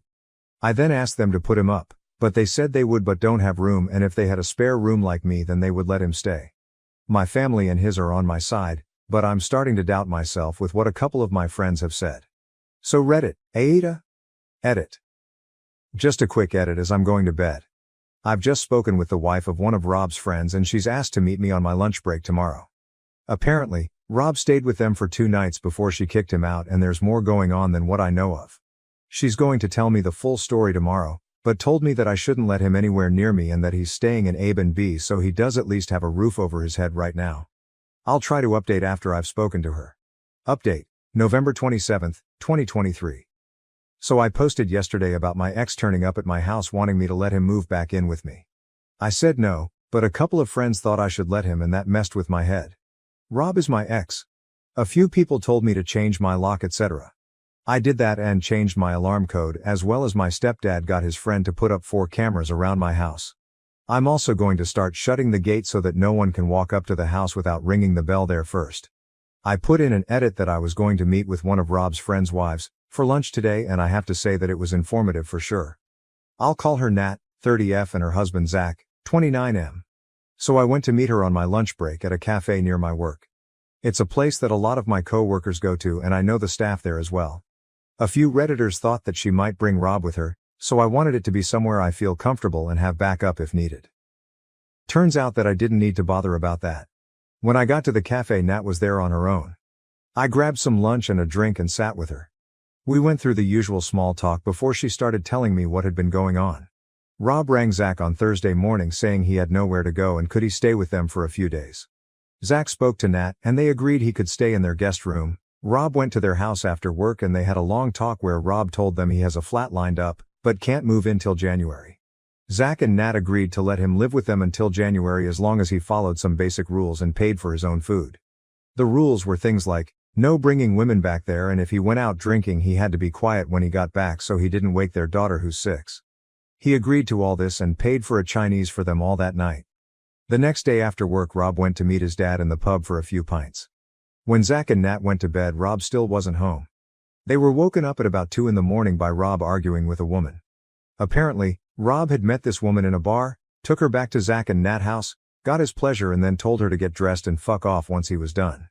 She had gotten angry, which started an argument where Rob was saying some horrific shit to her. Nat took the woman downstairs and got her a taxi, while Zach stayed upstairs arguing with Rob. Once Nat had got rid of the woman she went back upstairs and tried to calm Zach and Rob down. At this point Rob decided to take out his frustrations on Nat, calling her a bitch and telling her to do something useful and make him a sandwich before bursting out laughing like he'd made the funniest joke ever. This made Zach lose it and pinned Rob to the wall by his throat. Side note, Rob isn't a fighter at all, whereas Zach was an amateur boxer in his youth and can handle himself well. Nat managed to get Zach to let him go and Rob was shoved in the guest room and told to sleep off the alcohol. It's a miracle that Nat's daughter didn't wake up during this. The next morning Nat got their daughter ready and went to her mom's after telling Zach to get Rob out of their house. Zach agreed, and after Nat left he woke Rob up and told him to pack his shit and leave. Rob tried to apologize and begged to stay, but Zach was having none of it and kicked him out. Going off the timing, I think he left there and came straight to my house. On Sunday Zach texted Rob to meet up so that they could speak and they met up in a pub. Zach has been friends with Rob since they were 11 and has never seen him act like he has been doing, so he wanted to find out what was really going on. He managed to finally get the truth out of Rob. Basically, Rob has been in contact with his dad for a lot longer than he told us. By this point it's over 2 years. His dad is a raging misogynist that believes a woman's place is in the kitchen and bedroom. A man's place is to rule the house and be waited on hand and foot, as well as deciding who can and can't be in their lives. He's been dripping this poison into R's ear and it's really taken a hold of him. Zach told Nat that he just doesn't recognize Rob anymore. Rob wants to start living his life the way his father has told him he should.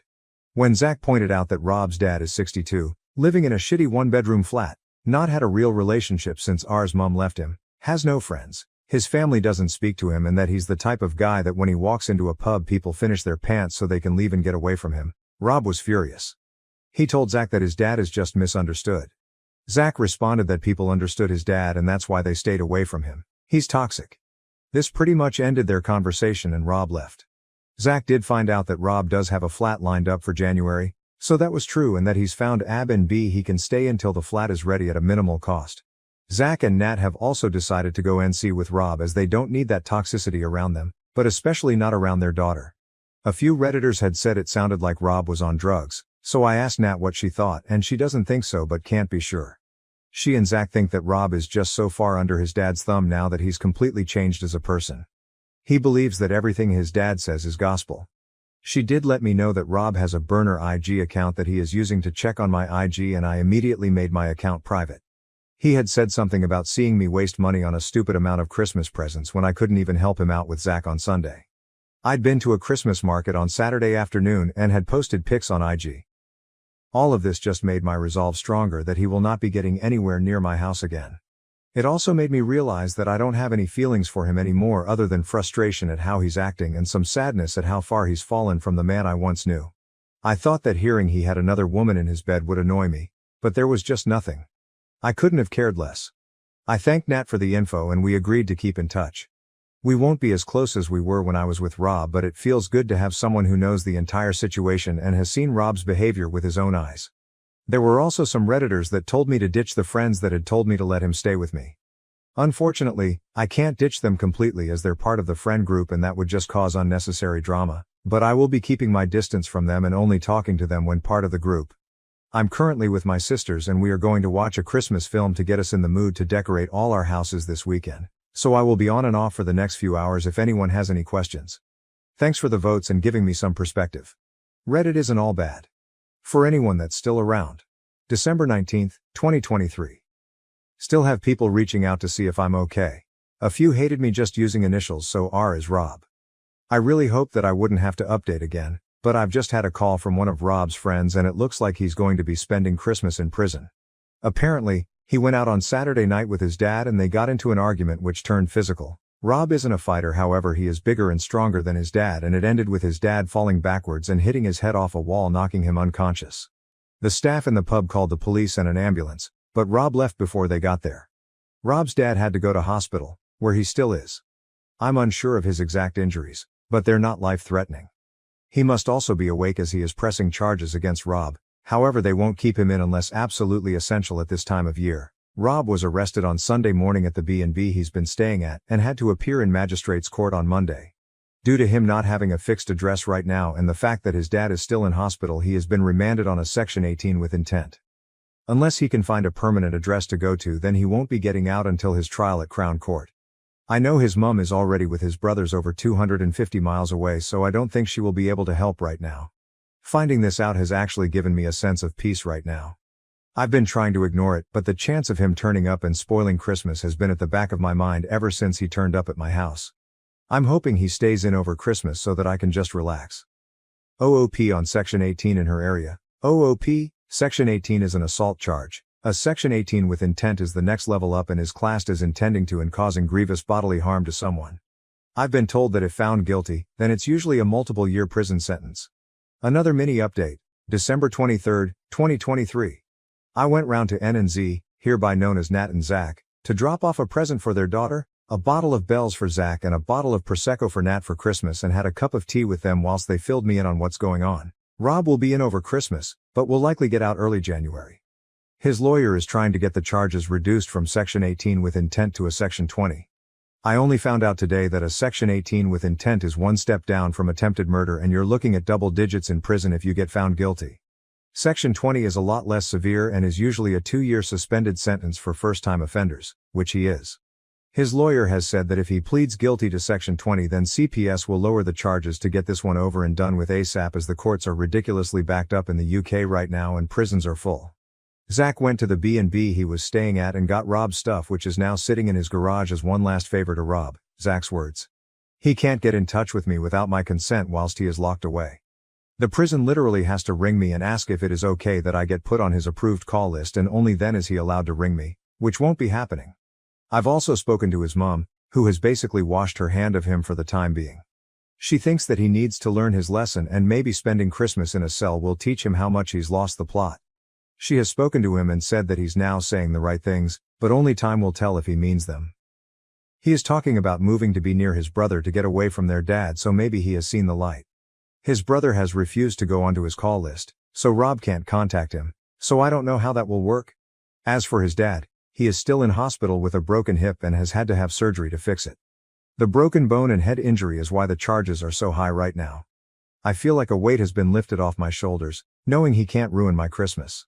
I'm just about to pack everything into the car and go and stay at my mum's until January 2nd, but thought I'd finish the year off letting everyone who's helped me and supported me through this know what's going on. Merry Christmas to everyone that celebrates it and hope everyone is doing well. Final update, April 13th, 2024. Hi all, sorry it's been a while since my last update, but I wanted everything to be finished before I update it again. Rob spent Christmas on remand in prison. He didn't get out until the second week of January and that was only because his mum agreed to let him stay with her again. He had his plea hearing the first week of February, where he pleaded guilty to a Section 20 assault. He then had to wait until last week to get his sentencing court date. I didn't know how much actually goes into sentencing. They had to get a victim impact statement, a pre-sentencing report from probation, statements from his mum and brother. His barrister even reached out to me to give a statement saying that we had broken up and I'd asked him to leave the house. He used our breakup as an extenuating circumstance, saying that because of the breakup of our relationship and him losing his home, that had seriously impacted his mental health. The statements from his mom and brother also confirmed that he had lived in an abusive home when he was young, so he claimed he had PTSD because of that. These were all read out at his sentencing. He was going to get 3 years, but the judge knocked time off for pleading guilty and for mitigating circumstances. That left him with a 16-month sentence that was suspended for 18 months. As part of the conditions for his release, he isn't allowed anywhere near his dad, he has to go to counseling for his supposed PTSD and he isn't allowed to drink alcohol. He even has an ankle monitor that tests his sweat every half an hour for alcohol and will alert probation if he gets a positive result. Luckily for him his boss has let him go and work at their main location in the city that's half an hour away from here and probation was happy for him to live there as well. He moved into a flat there this week, so I don't have to worry about running into him. I haven't spoken to him at all, and I don't want to either. He has tried reaching out through a couple of friends, but they've respected my decision and told him to move on with his life. However, I did speak to his mum yesterday and she said that she thinks he's depressed, but so far he's doing okay. She's the one I got all of this information from. It's a strange mix of emotion for me towards him as I still care on some level, just not enough to keep him in my life. I know I need to keep him away from me as I can never see him like I did at this time last year. It's crazy to think that it's only been a year since we got engaged. So much has happened. Other than those mixed emotions, I'm doing well. I've been hanging out with my sister and her wife a lot more, as well as catching up with friends. I'm still working at the same place and I don't see that changing anytime soon. For the people asking about my sister, she's doing good. She had a setback last month but she seems to be over that now and has just been approved to have some form of newish stem cell treatment at the UK's biggest eye hospital. Which is fab news. She tried to explain it to me but it involved them taking her blood and putting it into her eye which grossed me out so I told her to stop. However, because she's my sister, she then sent me pictures of what they do and mum had to step in and tell her to stop. No matter how old we get, I don't think we will ever stop trying to annoy each other. So all in all, I think we're all moving on with life. Unless something big happens then this should be my last post. I really want to thank everyone for their kind words and support. This has restored my faith that there are still good people out there. New update, June 30th, 2024, 2 months later. Hi all, I really hoped I wouldn't have to come back, But I've had several DMs on this account saying that a TikTok video is claiming that I'm back with my ex. I don't have TikTok so I haven't seen it, but that's 100% not true. I haven't seen or spoken to him since my last update. As far as I'm aware, he's still living in the city half an hour away and is doing okay. I'm not really interested, to be honest. Rob's mom has accepted an offer on her house and has moved in with his brother until she can finalize the purchase of her house and find a flat she likes. Everyone else is doing well. My sister is the same and her eye is still healing. She's got some new glasses and says her vision is now nearly back to normal, so that's good. My sister and 7 other family and friends went out to Germany for England's first game, which was a lot of fun. Other than that, I've just been working and finding my new normal. Please don't listen to anything said about this on TikTok, YouTube or anywhere else. I will not be getting back with Rob. That ship has sailed off the edge of a cliff. Relevant comments. Has Rob reached out to OOP? OOP. He was informed that I didn't want to speak to him and wanted to be left alone, and he respected that, thankfully. I just want us both to move on now. Now to the next story. 6. The golden child brother got my fiancée pregnant. After 5 years, he is in a coma, and my mom has asked me to step in as the father for his child. 5 years ago, only a month before I, now 30, was scheduled to get married to my fiancée, I discovered she had been seeing my brother. They came clean to me about it only because she wanted to keep the baby and was pregnant. Apparently ever after Karen and I were engaged, my ex-fiancée Karen, 30F, and brother Chris, 33M, had been sleeping together. Getting engaged was certainly the next step, since Karen and I had been dating since our junior year of high school and had stayed together through college as well. Still, she chose to cheat on me with my brother once we became engaged. The only reason that ever happened was that a few days following our engagement, my brother told her he had always harbored her and felt he had to tell her since she was getting married. He was unable to tell her anything regarding these emotions thereafter. She then became aware all of a sudden that she had also been progressively developing emotions for him. She had stayed with me since she was hesitant about him, apparently even flirting behind my back occasionally at family events and other gatherings. 5 years ago, just a few months before my wedding, I got to know all these things when the two of them sat me down along with my parents and informed me they were intending on getting together. Karen was in love with Chris and they were expecting a baby together, so she could no longer wed me. That day, I was rather agitated, nearly refusing to accept it, and told Karen I wanted her to accompany me home and break this relationship, whatever it was, with Chris. But my mother made it really clear that Chris and Karen would be together and that nothing of the kind was going to happen. Since it was finally their choice, I simply had to find peace with it. That my mother was endorsing anything like this astounds me even now. At least my dad had the decency to appear ashamed and try to comfort me, but my mother openly backed this and even told me that if I objected, I could keep it to myself since Karen was pregnant and I had no right to disturb her in such a delicate state. My mother hardly cared about what I was going through, as she was simply insane over at last having a grandchild in the family. She battled with me tooth and nail to defend the behavior under question. Following the incident that day, Karen moved in with my family as her own parents stopped wanting to talk to her once she told them the truth. Obviously, we had to call off the wedding. My parents paid for it so I wouldn't have to worry about that either. But I refused to talk to the family, hence I was kicked out. We have had absolutely zero touch over the last 5 years. My father is the only person who even cared to attempt and get in touch with me. Unfortunately, I was not interested in talking to him either, hence there has been radio silence from their end since I severed contact with them. Karen and I had been together for a very long period, hence it took me a very long time to recover what had occurred to me. I had really loved her, hence it took a lot of therapy to get over it. Even today, I wouldn't say I'm really over it, but I'm handling it. Still, the rest of the family kept in contact with me and I did learn from them that she had a son with my brother. There was no need to get in touch with her after that either, as a paternity test verified that it was my brother's child rather than mine just 1 month after she gave birth. They spent the past 5 years together and finally got married. My mother contacted me out of the blue about a week ago, which surprised me since she had been the one most in favor of Karen and Chris, like to an unhealthy degree. I had assumed everything was going well for them. Curious just a bit, I decided to contact her back when she emailed me stating she had to talk to me immediately. She cried and conveyed some quite awful news when I phoned her. I found out that my brother had suffered a quite catastrophic accident. It was a hit-and-run case, and sadly, the impact caused him to fall into a coma. The exact length of recovery is unknown. This had happened last week. Just 3 days after the physicians reported things were somewhat severe, my mother decided to give me a call to let me know about it. Initially, I assumed she would want me to see him and be there for the family. I would have been willing to comply since, in spite of all, I believe this is a major issue and it would have still been a fair expectation. I would not want to turn my back on someone in such a horrible state. Then my mother turned completely another way and declared she wanted me to be with Karen and my nephew. Then mother informed me she now expected me to be there for them in my brother's place. I had no idea what that meant either. She informed me that because Chris was essentially not even there anymore, I had to be there for Karen and her child in any manner whatsoever. When I asked her to explain, she expected me to jump in and live with them so I could look after them, not only financially. She claimed she would have taken them in herself, but she was not getting younger and caring for all of them would be too much effort. She was phoning me to let me know this, and she wanted me to decide on the call itself.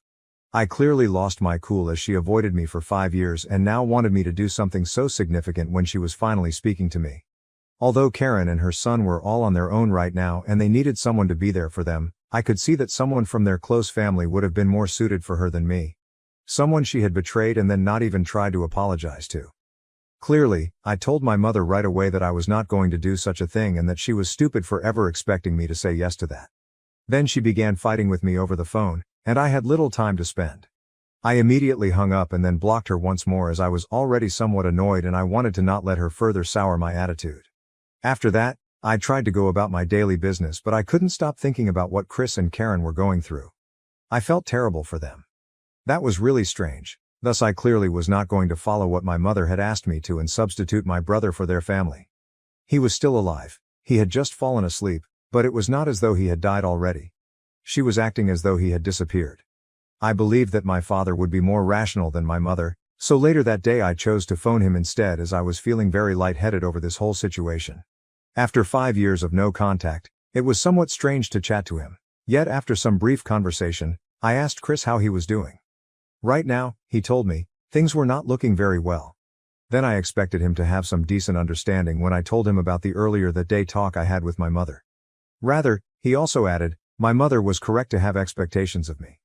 That truly surprised me since, out of both my parents, my dad was always the more cool-headed one. Now even he was saying such strange things. He said that Karen and I had a history nonetheless and that I'm also part of the family regardless of our former 5-year relationship. He stated he truly meant that. In the end I am blood.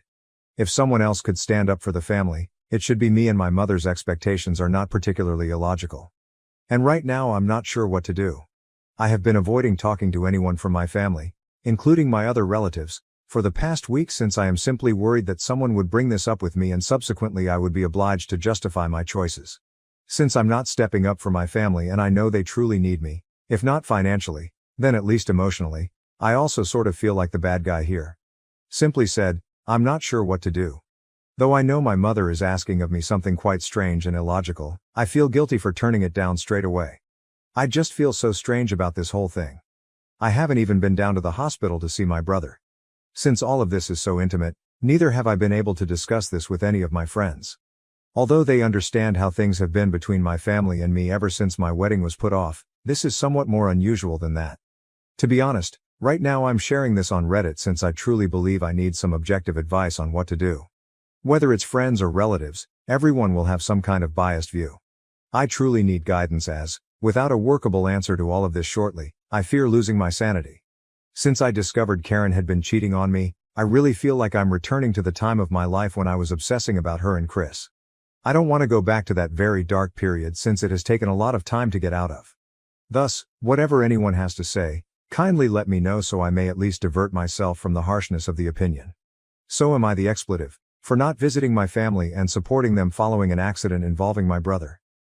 Update 1. Hey buddies, I decided not to visit my family right now. Right now, it is quite too much for me. The things my parents were telling me alone let me realize just how severe my anxiousness had gotten over the past week. But right now I'm back on my anti-anxiety medicines and attempting to handle things. In the comments area of my initial article and even individually in my DMs, to let me know that they are there for me and that I am not alone, a lot of people have showered me with love and support which I'm extremely grateful for. Since I truly don't think I could handle all of this on my own, I have also confided in a few of my close friends about what is happening. They have also advised me to talk to them anytime I need to simply let it all out. They have also advised me that, for now, my decision to not go and meet them is the right one to make since it is the best one I could make right now for me. No matter what else people are going through in life, I have to prioritize myself. Chris and my family have always put themselves first, hence I should likewise do the same. To be honest, I hardly believe I should be there for them emotionally either. They can each handle this on their own, they have one other. After the wedding was called off and I discovered I'd been betrayed, I was the one with absolutely no one from my immediate family at my side. Though he was the one who had been in the wrong, my own parents had turned against me and had chosen my brother over me. Out of the family, he ought to have gone missing first. Still, that's only past. I'm attempting to go on from that. Should I return to them once more, I will not be able to accomplish it successfully. I have thus blocked all of them once more and will keep to my choice of not interacting with them. I truly regret what happened to my brother, but I hope he recovers quickly as, no matter what he has done, I cannot be the person wishing anything negative to happen to anyone. I thus hope things work out for them, but I am out of here. Right now, I'm just paying close attention to my own mental health. I'm thinking of returning to treatment. The way I handled this and the comments from my parents got under my skin. All those old emotions are resurfacing once more, hence I truly believe I should consult a professional since I don't think I'm handling all of this as well as I thought I was. I therefore simply now am looking out for myself. Update 2. I thus learned from a few relatives that my brother's condition is really severe and that it is not exhibiting any improvement. He still resides in the hospital. It has been almost 2 weeks. Although I feel horrible for the family as their situation is extremely terrible, there is not much I could do. Apart from myself, everyone who knows my family has dropped by the hospital to see my brother at least once in the previous 2 weeks and pay their sympathies for the horrible disaster that has happened. I would have done that, but then I also discovered via my relatives that my parents have been disparaging me to anyone who has been visiting them and projecting me as a terrible man. They seem to be telling everyone they begged me to come see them and be there for the family. But I had objected and said things like this was retribution for screwing me over 5 years back and my brother deserved this. For the record's sake, I clearly said nothing of the kind. Since I'm usually a friendly person to everyone, some of them got in touch to ask whether this was true or not since it seemed like nothing I would say. When they questioned me about it, I clearly informed them that my parents were fabricating it to make it seem like I was a horrible person, probably to get a reaction out of me or maybe simply because that's the type of people my parents are. Not that I said these things. Especially after already having screwed up my life once, I was simply quite let down that people were saying such things about me and fabricating stories only to present me as the evil guy. I'm just happy that my relatives asked me about it since, had they simply decided to trust my parents, then I doubt anyone in the family would have been speaking to me at this stage either. I had not spoken to my parents for the past 5 years, but the rest of my family, my aunts, uncles, and naturally my cousins, had been there for me. I honestly didn't want to lose that. And I suppose my parents chose to try and screw that up for me as well since they couldn't abide it. Simply said, I find it incomprehensible that people despise me so strongly. I have literally not done anything to them. Although my parents have always had a soft spot for my brother right from our youth, my brother and I have never been very close. This seems needless and overbearing. Update 3. Hi. So I posted an update 2 days ago. Today my mother decided to get in touch once more. She had nowhere else to go except pay me a visit to speak with me as I had blocked them everywhere. She was already there, waiting for me to get back home from work. Since I was simply so tired from work already, I really didn't feel like chatting to her. I almost decided I would be getting back into the car, but she noticed me and I had to go talk to her. Since it would be quite difficult to get rid of her, I chose to talk to her in the front yard instead of admitting her into my house. This proved to be quite bad for me since finally she started screaming at me, drawing the attention of the neighbors as well. The exchange began quite naturally. She just struck up a casual conversation with me and I had to respond gently. Then I couldn't help myself, so I started asking her why she had been fabricating lies about me to fit me as the evil man. I informed her that although my family had treated me like this, I had never wished anything negative to happen to them. I honestly simply wanted to go on with my life, but they were making even that incredibly difficult for me. I had been suppressing these emotions for a very long time. Hence when I saw her it simply spilled out and I couldn't control myself. Ultimately, I informed her that although they had never treated me the same way and I was rather let down by their actions, I found it quite difficult to consider them as family after all that had transpired. I stated that since I had just returned home from work and was truly not in the mood to fight or talk to anyone about anything too emotionally taxing, whatever she had come to discuss could be done later. She had been listening to me patiently up until that point, but she became rather agitated when I told her I wanted not to talk to her at the moment and said she was only here to apologize for the exact same things I had mentioned. She claimed that she and my father had not been thinking clearly. They had first been somewhat offended by my response since I had refused to stand up for my family and even paid visits to my brother while he was in the hospital. I wasn't not visiting since they then understood they hadn't exactly treated me well in the prior 5 years and that I was clearly still rather offended about that. She had come to try to settle things out between us since she thought the family should stick together right now for emotional stability. She changed her plan and decided she would yell at me instead when I informed her I wanted no conversation with her.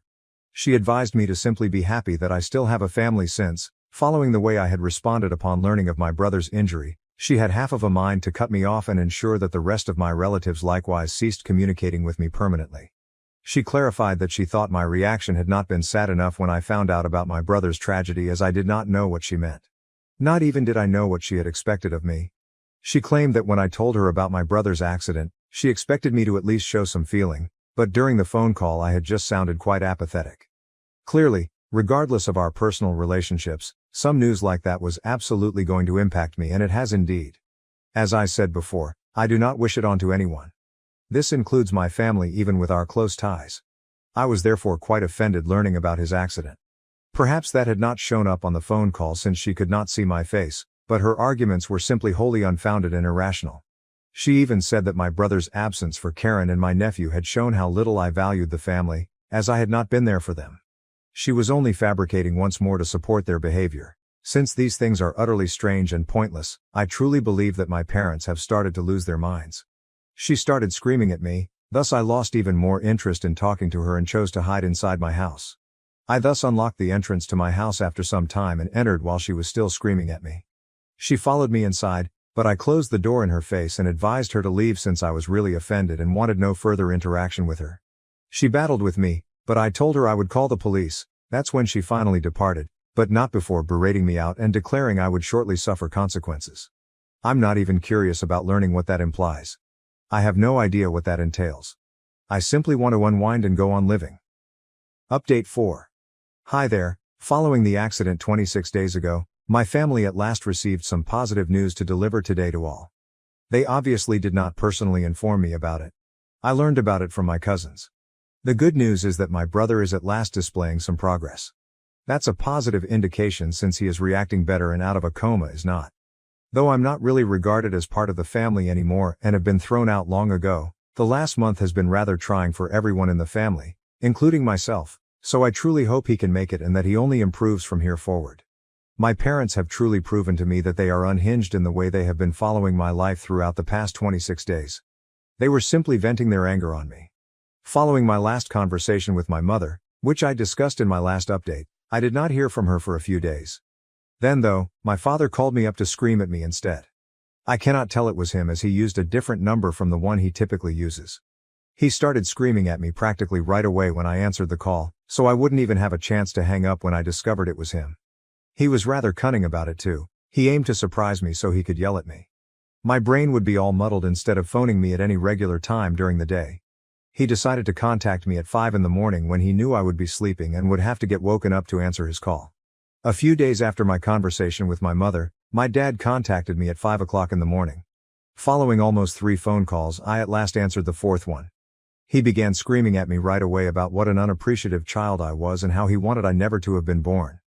I was a horrible human being for not even bothering to come see my brother in the hospital when he was suffering so much, and for not being there for the family, he claimed. Thus he said he was going to make sure the rest of the family never spoke to me again. I was still processing everything, thus he was the one who hung up after raving for about 5 minutes. By the time I finished with everything, he had hung the phone and banned me. It wasn't very hilarious at the time it happened, but now I find it really humorous since my parents are simply so determined to make me appear like a bad guy and yell at me for pointless actions. For these exact reasons, they are ready to go out of their way into such extremities. As usual, I had to be there for the family. I have already mentioned that I think they were venting their frustrations on me. They just wanted a scapegoat. However, it's okay as my father failed in convincing the rest of the family against me since they know I'm not guilty and they also know what happened 5 years ago. Still, I simply hope they get off my back and concentrate on my brother since his condition is getting better. Update 5. Hi, returning here after almost 3 years seems somewhat strange. Since then, a lot has transpired, generally for the better. Right now I'm in Germany working. Having been here for the past 1.5 years, I have also started seeing someone. It's been lovely, truly. My girlfriend and I have been together for the past 8 months. If I'm being honest, I have had absolutely zero contact with my family for the past 3 years. That has also been delightful. To be different, I have stayed in touch with my good relatives. Right now, my brother is totally well. He survived the crash, and although it took him some time to recover, he is doing great right now. After my brother had begun to recover, Karen came over to me to apologize for all that had past transpired. But I just told her at this moment an apology was not necessary. After everyone realized I was heading to Germany for business, she came to see me with a bouquet to apologize on behalf of her and my brother. Though he was too embarrassed of the events 8 years ago, my brother could not come see me. Honestly, it made little difference now. I thus simply informed them I forgave them and showed no further care. And that was true. I was on better things, moving on with my life, so I did not really care. I have been here since then. My parents no longer interact with me, and I'm quite glad about this, as I would never let that ever happen once more under any conditions. Now, I'm at last content. Anyway, I must get back to my life now that you people are all caught up. Thank you so very much to the folks who showed me so much love and care when I was publishing here, and also kept asking about me in the comments and everything long after I had stopped publishing. Now to the next story. 7. My mom and sister spent years trying to push me back into my ex's arms, but I married someone else, and now we're expecting a baby. When I was 16, I started seeing my best friend. Together until I graduated from high school, he proposed and I turned him down. My family asked me to rethink, as we may have a lengthy engagement or pledge to reunite, and there was much turmoil with them. For a while, my relationship with my 36-year-old brother weakened. The one with my sister, who is 32, never recovered. She got intolerable when she started dating my ex's brother, as she was confident my ex was the ideal fit for me. My siblings invited my ex everywhere, including several family holidays, but I said nothing since he was their friend as well. That is until my sister started advocating for our reunion. No matter the circumstance, my sister tried everything from try to arrange for us to share a room during holidays to setting us on blind dates. One invited my ex to it. I had enough after a time and urged my parents to step in. They stopped inviting my ex to events or letting him tag along so much and were upfront with my siblings. It was only marginally better, but while my brother withdrew, my sister did not. It all came crashing when I ran across my husband on a semester abroad. We simply clicked, even though he attended another university but from a different nation. For me, it was fantastic. We started dating a year ago. Except for my sister, my family was really glad for me. She persisted in saying I would grow out of the honeymoon phase. I obviously didn't, and I would quit talking to her if she pulled anything else after many battles and tried to get me back with my ex. After that caution, what does she do? She appoints one of her friends as my husband's date, asks me to spend all my time with the bridal party, aka my ex, and makes me her maid of honor. The poor girl tried to pass at my husband, and we didn't know until we were at the reception. Since we are not married, my sister stated it was acceptable to explore things with others. I left the celebration, and the next day I chatted with my brother and parents. I said that although I won't force them to make decisions, I will not interact with my sister ever again and will cut off all communication with them should they try to mend things between us. While my dad and brother indicated they would support my choice, my mom was distraught and sought to compromise. Apart from 2 tries from my mother, over 6 years I haven't spoken, written, or anything with my sister. From gifts to tantrums, my sister has tried everything to mend with me, but I hardly interact with her at all. If we're at a family dinner or gathering, I just pretend she doesn't exist. She tried to generate drama or made snide remarks at first, but she gave up when nobody supported her. She would not be involved in any planning, even though she did have a meltdown upon learning she was invited to my wedding. According to my brother, his relationship with my ex has worsened subsequently and he feels bad for continuing along for so long. Though they are not as close now, they still talk. The problem? I finally said we are having our first child. My mom's birthday was several weeks ago. Though my first granddaughter, this is not the first grandchild. Except my sister, everyone was really delighted. My mother observed that and asked me for tea one other day. Though my sixth sense warned me not to attend, I wanted to be optimistic. When I arrived, my sister's automobile caught my first attention. Then there was my sister, her husband, my ex, and his lunch as I walked in the door. Since my childish approach has lasted for so long, they wanted to intervene. My ex said he was merely trying to be romantic, but he realizes I wouldn't value it. His mother apologized already. I should forgive her since I was only hurting his sister for wanting the best for me. I was just texting my dad, brother, hubby, and looking at my mom incredulously. My brother-in-law had the guts to tell me I was a nasty person and I should learn how to act like an adult since I am now pregnant. My mother then started reading a letter about how hurt her daughters weren't close, how my sister was wrong but she was well-intentioned, etc. My sister then read her letter, started to cry and told me essentially another form of what the others did. I sat there until my brother showed up. I said nothing to anybody. Beyond anything I have ever seen, he was furious. He took my items and informed them all he was truly disgusted and disappointed. We left and remained in his car until my dad and husband showed up.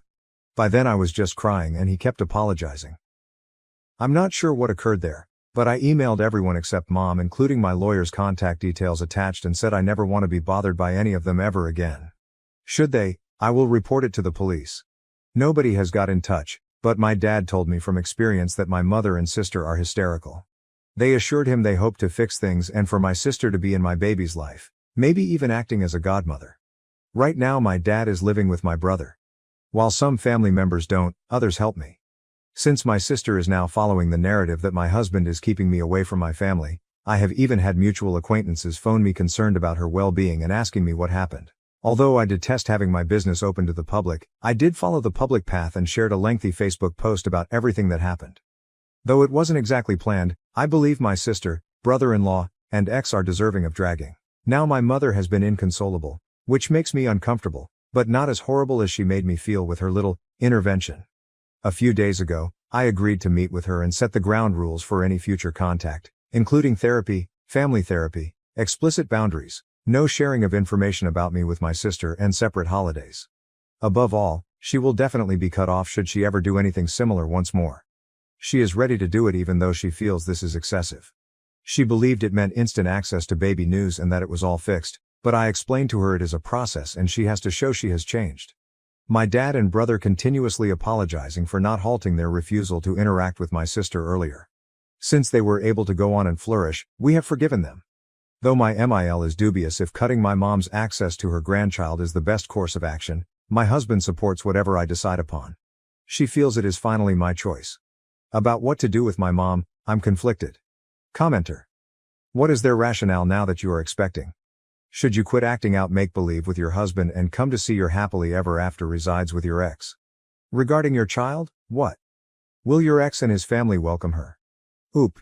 Although my sister says she is not trying to bring us together anymore, I cannot take away her opportunity to be an aunt. She stated I'm a poor sister since I spend so much time with my fantastic sisters-in-law. Of course, I disagree with her. My problem is knowing what to do with mom. Commenter. She wouldn't be your best friend without you dating your ex. OOP stands for, though I wish I could tell you, I have no idea her mental process is. My spouse believes she is simply psychologically sick. The ex, he still owns the mixtapes and CDs I created for us while we were dating, which is the most ludicrous and terrifying thing. He still finds great value in those objects, which are roughly 20 years old. Commenter. I'm kind of amazed your stalker ex, and yes, I will call him that, is still in your brother's life. Said another way, hold strong with your mother. No deadlines, she must prove she can follow your guidelines. Your sister has to live with the results of her deeds. OOP. To be fair to my brother, he did start to cut him off when I informed my parents I was somewhat uncomfortable with my ex always there. I lived away for college but would see my family on breaks. He also worked very hard to make my husband welcome, which degraded his relationship with my ex even more since he felt betrayed by my brother. My husband is one of my brother's closest friends nowadays. He only talks to my ex about our nephew or to avoid being nasty. Commenter. You have to understand that your mother is endorsing all of this. She knows your mom also believes it's appropriate, therefore a major reason Big Sis is ongoing this. This makes me somewhat depressed since my mother was always so friendly to my husband and now I'm questioning their whole relationship. For some background, neither Indian nor from a religious family are we. My parents were decent, polite ones. At first, they considered it to be a romantic thing, but subsequently came to see it wasn't. They pushed me to start college and all around. Now, I know my dad really helped me and my mom might have just followed along and had the same ideas as my sister. My sister suggested that we would be best friends with the brothers. Update 1, same day, 16 hours later. The modification I wanted to post but couldn't. I want to thank you for the so far great support and guidance. Since there are too many for me to personally address, I would like to add a bit more information in my remarks. I broke up with my ex when I was 18. He is 47 today. Our separation sprang from my unwillingness to be engaged or married. The fixation of my sister on wanting both of us to be best friends and brides drives her insistence. Although my mother has always been rather kind to my husband, I am starting to believe it was all a show, which makes me rather depressed. Although he has 2 children with an ex and has been with other people since the separation, my ex has never been married. Given he has only ever wanted to marry me, my sister feels that is a really romantic thing to do. I should also emphasize that his compulsive actions go beyond myself. From the grapevine, I know he was quite similar with his children's mother. Now he is focusing on me since my sister is supporting it, since she wants his help in returning me to my good graces so she can be a good aunt. When I informed my parents I was somewhat uncomfortable with my ex always there, my brother did start to cut him off. I lived away for college but would see my family on breaks. He also made a very great effort to make my husband welcome, which degraded his relationship with my ex even more since he felt deceived by my brother. My husband is now among the closest friends of one of my brothers. He only talks to my ex over our nephew, the son of my sister, or to avoid being nasty. Although I suppose only my dad was in agreement, both of my parents seemed to be encouraging of my not wanting to be around my ex so much. We would enjoy quality time together, thus my mom told my dad she was making my preferred tea and cookies on the day of the tea party, but he could remain. Thinking it would be a great sentiment from my mom, my dad left to hang with my uncle. Right now he is really irate. When they met, my husband tried very hard with my sister. Now he simply dismisses her and thinks she is mentally sick. Though we don't know whether she is or not, her behavior cannot justify anything. Their official perspective is that it would be best for me to confront the core of my problems with my sister, hence they invited the ex and his mother. Furthermore, my spouse and I are from the same race. We are not really religious, neither Indian. Neither my ex nor my spouse have any financial differences. If such exists, it would benefit my husband. Finally, the circumstances infuriate my sisters-in-law, both the wife of my brother and the sisters of my spouse. My husband's sisters and he will be discussing her comment with their mother. My brother and his wife are debating permanently cutting off all communication with my mother. They would let her visit my nephews for a while in between either. The more I read, the more I believe I might have to go no contact with my mother for the benefit of my child. Thinking all their interactions were phony breaks my spouse, and he becomes even more angry that she made me doubt I was a nice person. Although I know my family still has a lot of talks to go concerning my mother, I will surely be getting a restraining order against my sister and the ex. Here is the appropriate semi-update on the current situation of my family. My mother said she knew better even after we spoke. She claimed I am a nasty person and that she will be obtaining either custody or rights pertaining to grandparents. Though I am nothing like what she describes, I still panicked, so we wrote her a letter about it. Moving permanently, my dad informed her he could stand by her terrorizing his child.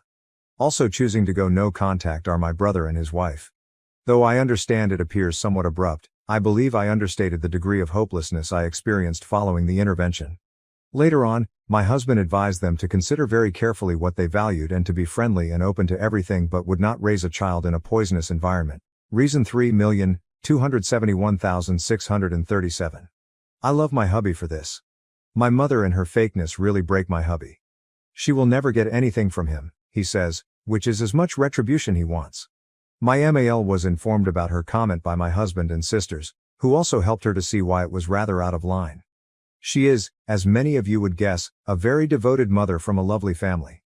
My dad and brother keep atoning for any part they contributed to this. It astounds my dad that we have reached this position. For him, he claims, everything is still strange. Still, they claim they are ready to assist me in battling any foolish struggle my mother or sister might muster and back me no matter what. Update 2. I would like to thank you for the nice words and encouragement. I chose to publish it here so it wouldn't be removed as the original was. Though they are both wonderful and terrible at the same time, I am trying to keep upbeat about everything. Sitting my nephews down, my brother and his wife told them Grandma was sick and tried to hurt Auntie Diamond and the tiny cousin. Grandma might not be living with them anymore, they said, but that does not mean she loves them less. Though the kids are smart, it was really difficult.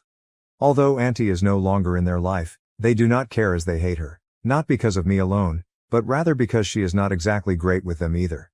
When she was told, my mother lost it and began asserting she had rights and she would be able to visit her grandkids. Mostly because of my brother's MIL coming to visit, my dad is looking for a permanent apartment but will stay with us until January. We have the space.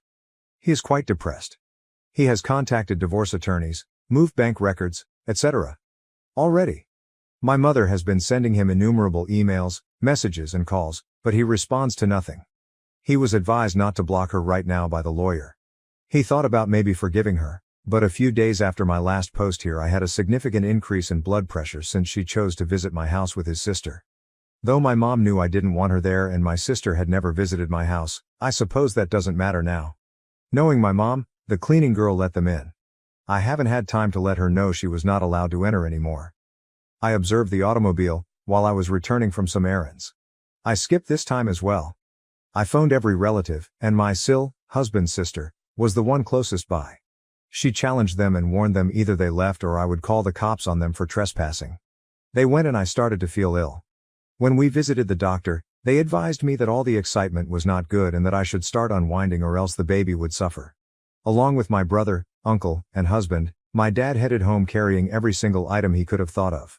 According to my husband, my sister was also present and kept yelling at him that he wrecked her family. My dad told my mother and sister they nearly killed the infant and he also wants not to interact with any of them once more. Though it is not happening, my sister kept messaging my brother begging for aid. Since his mother has some crazy beliefs, my nephew is losing so much of his family. Hence, I am devastated and somewhat sad for him, but it is what it is. Regarding the custody and grandparent rights my mother wishes to exercise so much, my attorney wrote her a letter declaring she harmed the kid and my health and declaring, should she continue to harass me, it will become official legal business. Using her harassing of me as justification, my brother also sent her a letter. My mother and sister have both turned down attending treatment. Although they may be mentally sick, given all of this comes to light, it is clear they have long-standing agreement. Spending holidays with my family, maintaining health, and attending therapy will be my main priorities. Update 3. Hi, I figured it would be a good fit as I had some time and had several requests for an update. From the bottom of my heart, I want to thank you for your comments, letters, and every piece of advice since we owe you for making us even more cautious than we were. A few asked me what process we utilized to find the baby's gender. After 20 weeks, I announced it. We wanted to be sure and feel comfortable about the announcement, hence we waited so long because we had experienced a loss in the past and we were ready to share it. We were also stupid enough to believe it would be especially meaningful for my mother. I sent it to my husband after publishing, and he spent a few days reading your comments, mails and advice. We cleaned the house and fortunately discovered nothing, but we still felt somewhat vulnerable and so visited a motel with my dad. Then we discovered a tracker on the vest of my fur baby. He has a humorous vest since he is a pretty small dog and gets cold a lot. I never would have considered checking there, but we found the tracker when my dad took him around the hotel grounds. My sister approached him about me and reconciliation. We moved since I was somewhat offended. We are fortunately able to afford it. Not merely empty, we are renting our former house as well as right now. That house used to be my favorite, but today I feel it's destroyed and contaminated in some sort. Sadly, not just me but also my brother, spouse, dad, and even the family of my husband feels the same about their residence. We changed our numbers, acquired new devices, and let friends, companies, and the police know. We began family and therapeutic sessions as well. Nevertheless, I have really forgiven my dad and brother, they still feel great shame about the circumstances. We are healing as a family nevertheless. Mom and sister argue they don't need therapy and they are not wrong. My dad created a new will whereby my sister's son receives a trust fund and some inheritance but my sister receives a nominal sum. He really is done with her. Though I felt awful for her, I resolved to concentrate on my baby. She is here, we are blessed. Since my mother is no longer with me, this is not the experience I considered. Yet many friends and relatives have really surprised us. Eventually, we were so worried that we began testing some people we knew nothing about by telling them I was about to go into labor. It worked like magic. We cut off those who were still providing information to my mother and sister. When we clarified the thinking, the rest made sense. We have been having a torrid affair because of my undying love for the baby, thus my ex, who my friends now call Bates, went around stating the baby was his. Nobody believes him now, but it caused my husband to call Bates's company and inform him of all the madness. Long story short, Bates was suspended while internal review was under progress. Given their requests for more and more information and their seeming contrition, I nearly guarantee he will be let go. My mother has searched for us, but none of the people who know of our whereabouts have contacted her either. Her dad's attorney wrote her a letter saying that since she is unstable, all letters will now go via attorneys. Just my dad and myself since I felt so horrible for him being by himself. I still feel terrible even though he has assured me he will be all right and that nothing is my fault. In the world, he has been the best diaper changer, feeder, and babysitter. As usual, my nephews are loving. My dad even visited the son of my sister. She started creating films threatening to injure herself if my husband stopped isolating her from the family, thus this came about. She seems to have stopped it when my dad emailed her regarding visiting her son and advised her he would call the police about her threats. Finally, someone mentioned that I gave Bates false hope. That cannot be more far from reality. I spent years uncomfortable since I assumed he would move on. After I spoke out and saw my husband, I spent a lot of time berating my sister over it. I married after my sister as I had a very long engagement. Though I still love my mother and sister, I put a good life for my family and me over that affection. Over this entire process, I have come across a great deal of compassion, love and loyalty. Strange as it sounds, I feel happy that all of this exploded. Hopefully, it is not too tangy. Many hugs from me. Update 4. My dad moved into the guest house when we formally settled into a new house. We concluded that although it would be great for him to be with us, we all still need our space after many conversations, in and outside of therapy. We will be choosing what to do with the previous place later. We are still renting it now. About 3 times a week now, my dad has grandchildren all gathered around. She refuses to allow him to have the child until she knows where he lives, which, to be fair, is a typical thing. But considering she is insane, we do not want her around. He still needs to see my sister's child separately. Mom objected to the lawyers about how unjust it is. Though little she can do about it, my dad still gets to visit every grandchild. My dad informed me he had a confession around a month ago and dear reader, my stomach started hurting. She still lets him see me since he pays for my nephew's, sister's child, tuition and babysitting. Not wanting to keep secrets, he felt so bad for hiding it. I told him to relax and that there was nothing wrong with it. My dad received an email on Mother's Day with a link to an Instagram account with a somber video on my mother and how most of her family has deserted her, as well as how much of a saint my sister is for being there for her. Though I just forwarded it to the attorney, it was truly pitiful and infuriated me. Dad formally asked for divorce in May, and the procedure is still underway. I believe that's final as my dad said he would sooner drink bleach than go back to her and my mom insists he is mistaken. My dad was given Father's Day by my brother and husband, who had a great time. That day, my sister uploaded a lot of items, but we wanted Dad to enjoy the day, hence we blocked him from ever knowing about it. They also went to a hotel, got a suite, and set up a tent in the middle area for the kids and a little tippy for the infant on a camping trip with them. To be honest, one of the finest things I've ever done is have a baby. Witnessing my husband be the wonderful father I knew would make me very happy. Though it is demanding, we have a lot of help. I have my rocks at my side, thus I am thankful beyond everything. My sisters-in-law and I now have a little calendar for sharing age-appropriate activities for the children. If they so want, we let them know they do not need to hang out with individuals they dislike and that their voices count. We have tiny get-togethers, brunches, etc. Right now, they are all fixated on the infant and claim to be her defenders. To be honest, without my sister present, family time is now a delight rather than a chore. She simply saps the enthusiasm from the room. I know it's awful to say. Along with staying in the guest room roughly once a week, my meal enjoys spending time with the baby. She replied gently that she wanted nothing from the infant for sleepovers or anything. She respects and listens to me and sure, I have broken down occasionally as I miss my mom a lot. I miss the mother I had, or believed I had, not the one who informed me I would be a nasty woman or awful mother. According to my therapist, it's a marathon and to keep the positive first. About good, Bates was let go. Not only that, but his industry's reputation suffered nuclear-level harm as well. So was his brother's, but he still has his job as far as I know since Bill is not in an industry that gives reputation much thought. About his hurt, how I'm denying him what is his, and how my husband is so intimidated by him that he had to go and professionally destroy him since he cannot ruin anything else, Bates sent me a 12-page, double-sided, single-spaced letter. I say seems as my lawyer reviewed it and sent me a synopsis. I did not read it.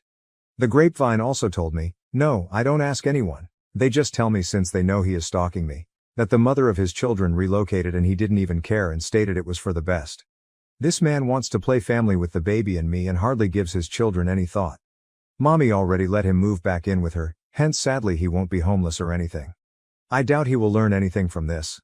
Not the most flashy update, but rather just what is. Oh, and with my dad's okay, my spouse burnt or donated every single item my mom or parents handed him.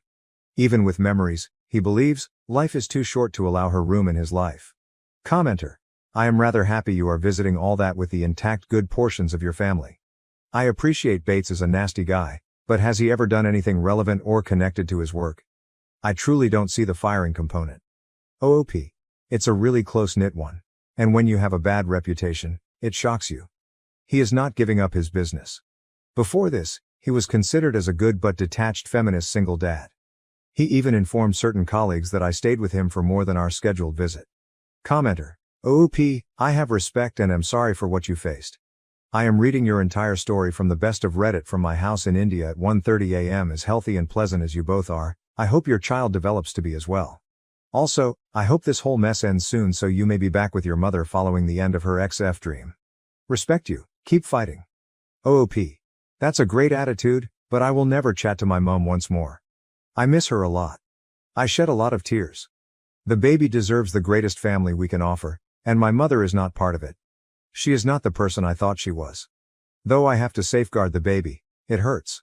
New update. Long time, no saw. Though first I want to thank you for all of your comments and letters. I have some updates for you. I value it greatly as every time I log into this account I am inundated with essentially wonderful stuff. Nobody will probably read this, but for those that want updates, they are mostly decent. Let's get right on with that out of the way. Now, following several arguments and outbursts from my mother, my parents are divorced. That is it, kept the house and received a lump payment. We are all quite thrilled for my dad, who seems like a new man. A little flashback. We didn't terminate our cleaning lady during all the hoopla. This woman had been serving my husband's family for decades, and her absence from work due to what her insane relatives did caused great anxiety in me. We are not slobs either, and she is not kneeling or anything like that polishing floors. In any case, my dad told her she was on paid vacation till we moved into a new house and to kindly wait for us should she wish. She was not fired at all. Her family was likewise really delighted about it. Because they were so appreciative of what he was doing for them, my dad occasionally started gathering food and goods from them. Well, my dad is currently seeing her. Her sister runs her own nail business. She is a really beautiful woman who has grown children, hence she can relate to the dynamics occurring occasionally. She is happy with him as he has been quite clear that he is neither moving or getting married. She values her independence.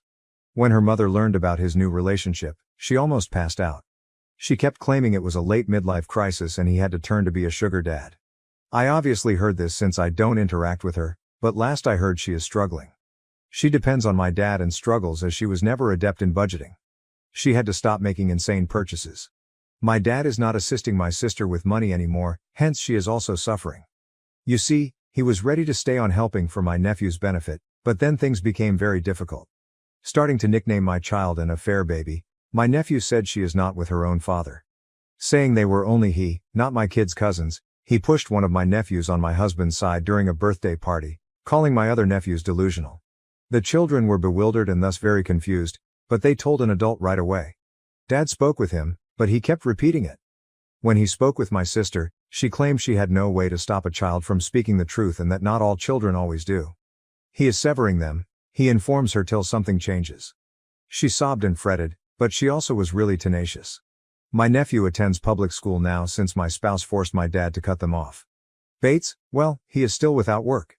I know I was vague about it, but some of it had to do with stalking, irony much, and he worked in a field connected to vulnerable women.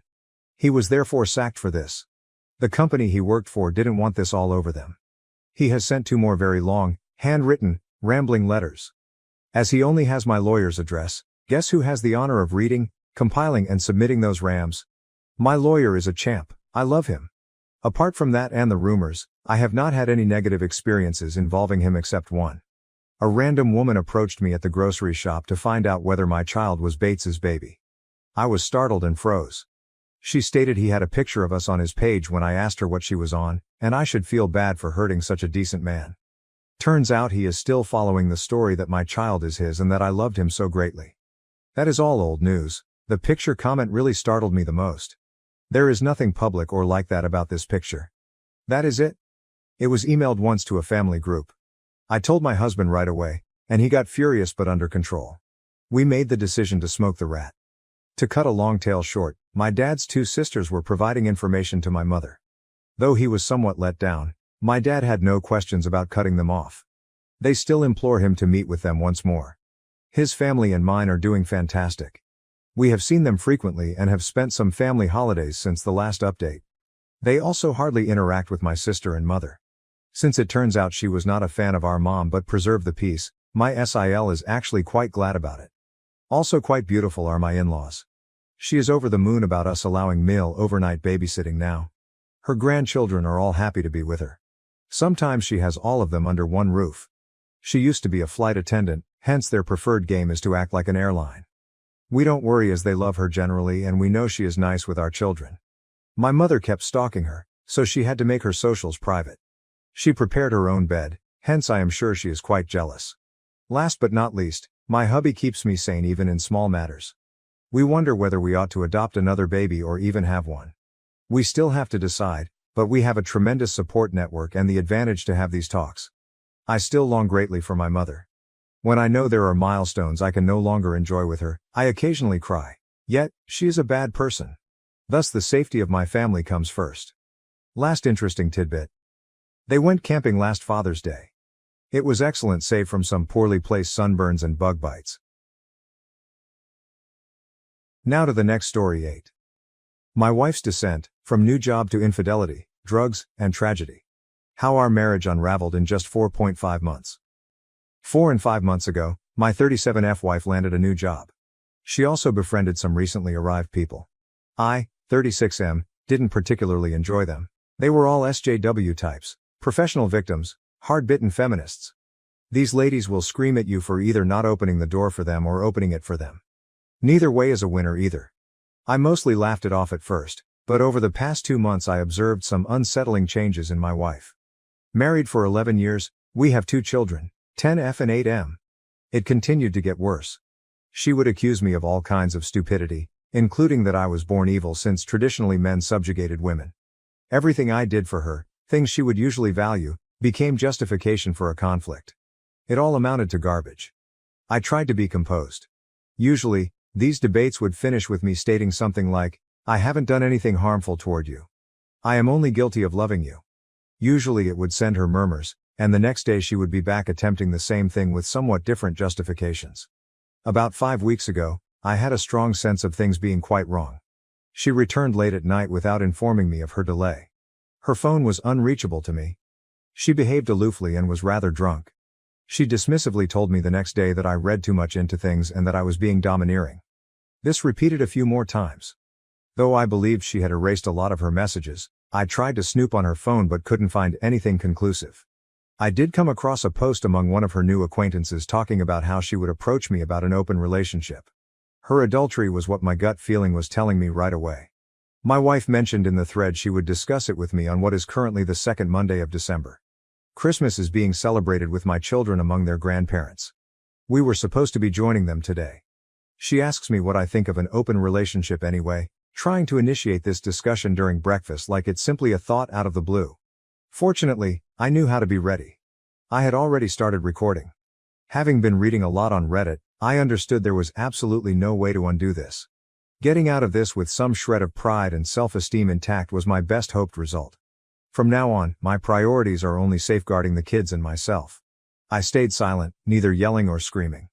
I entered jaw-clenched interrogation mode straightforwardly. She was all smug up until this point, but it vanished right away when she noticed my expression. Me? Who is she? She? What do you mean?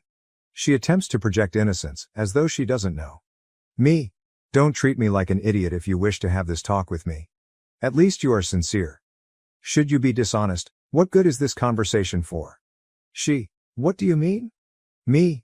We cannot have the conversation you wish about our relationship if you lie to me right now. You seem to be hiding something, clearly. Who then is the man you fucking?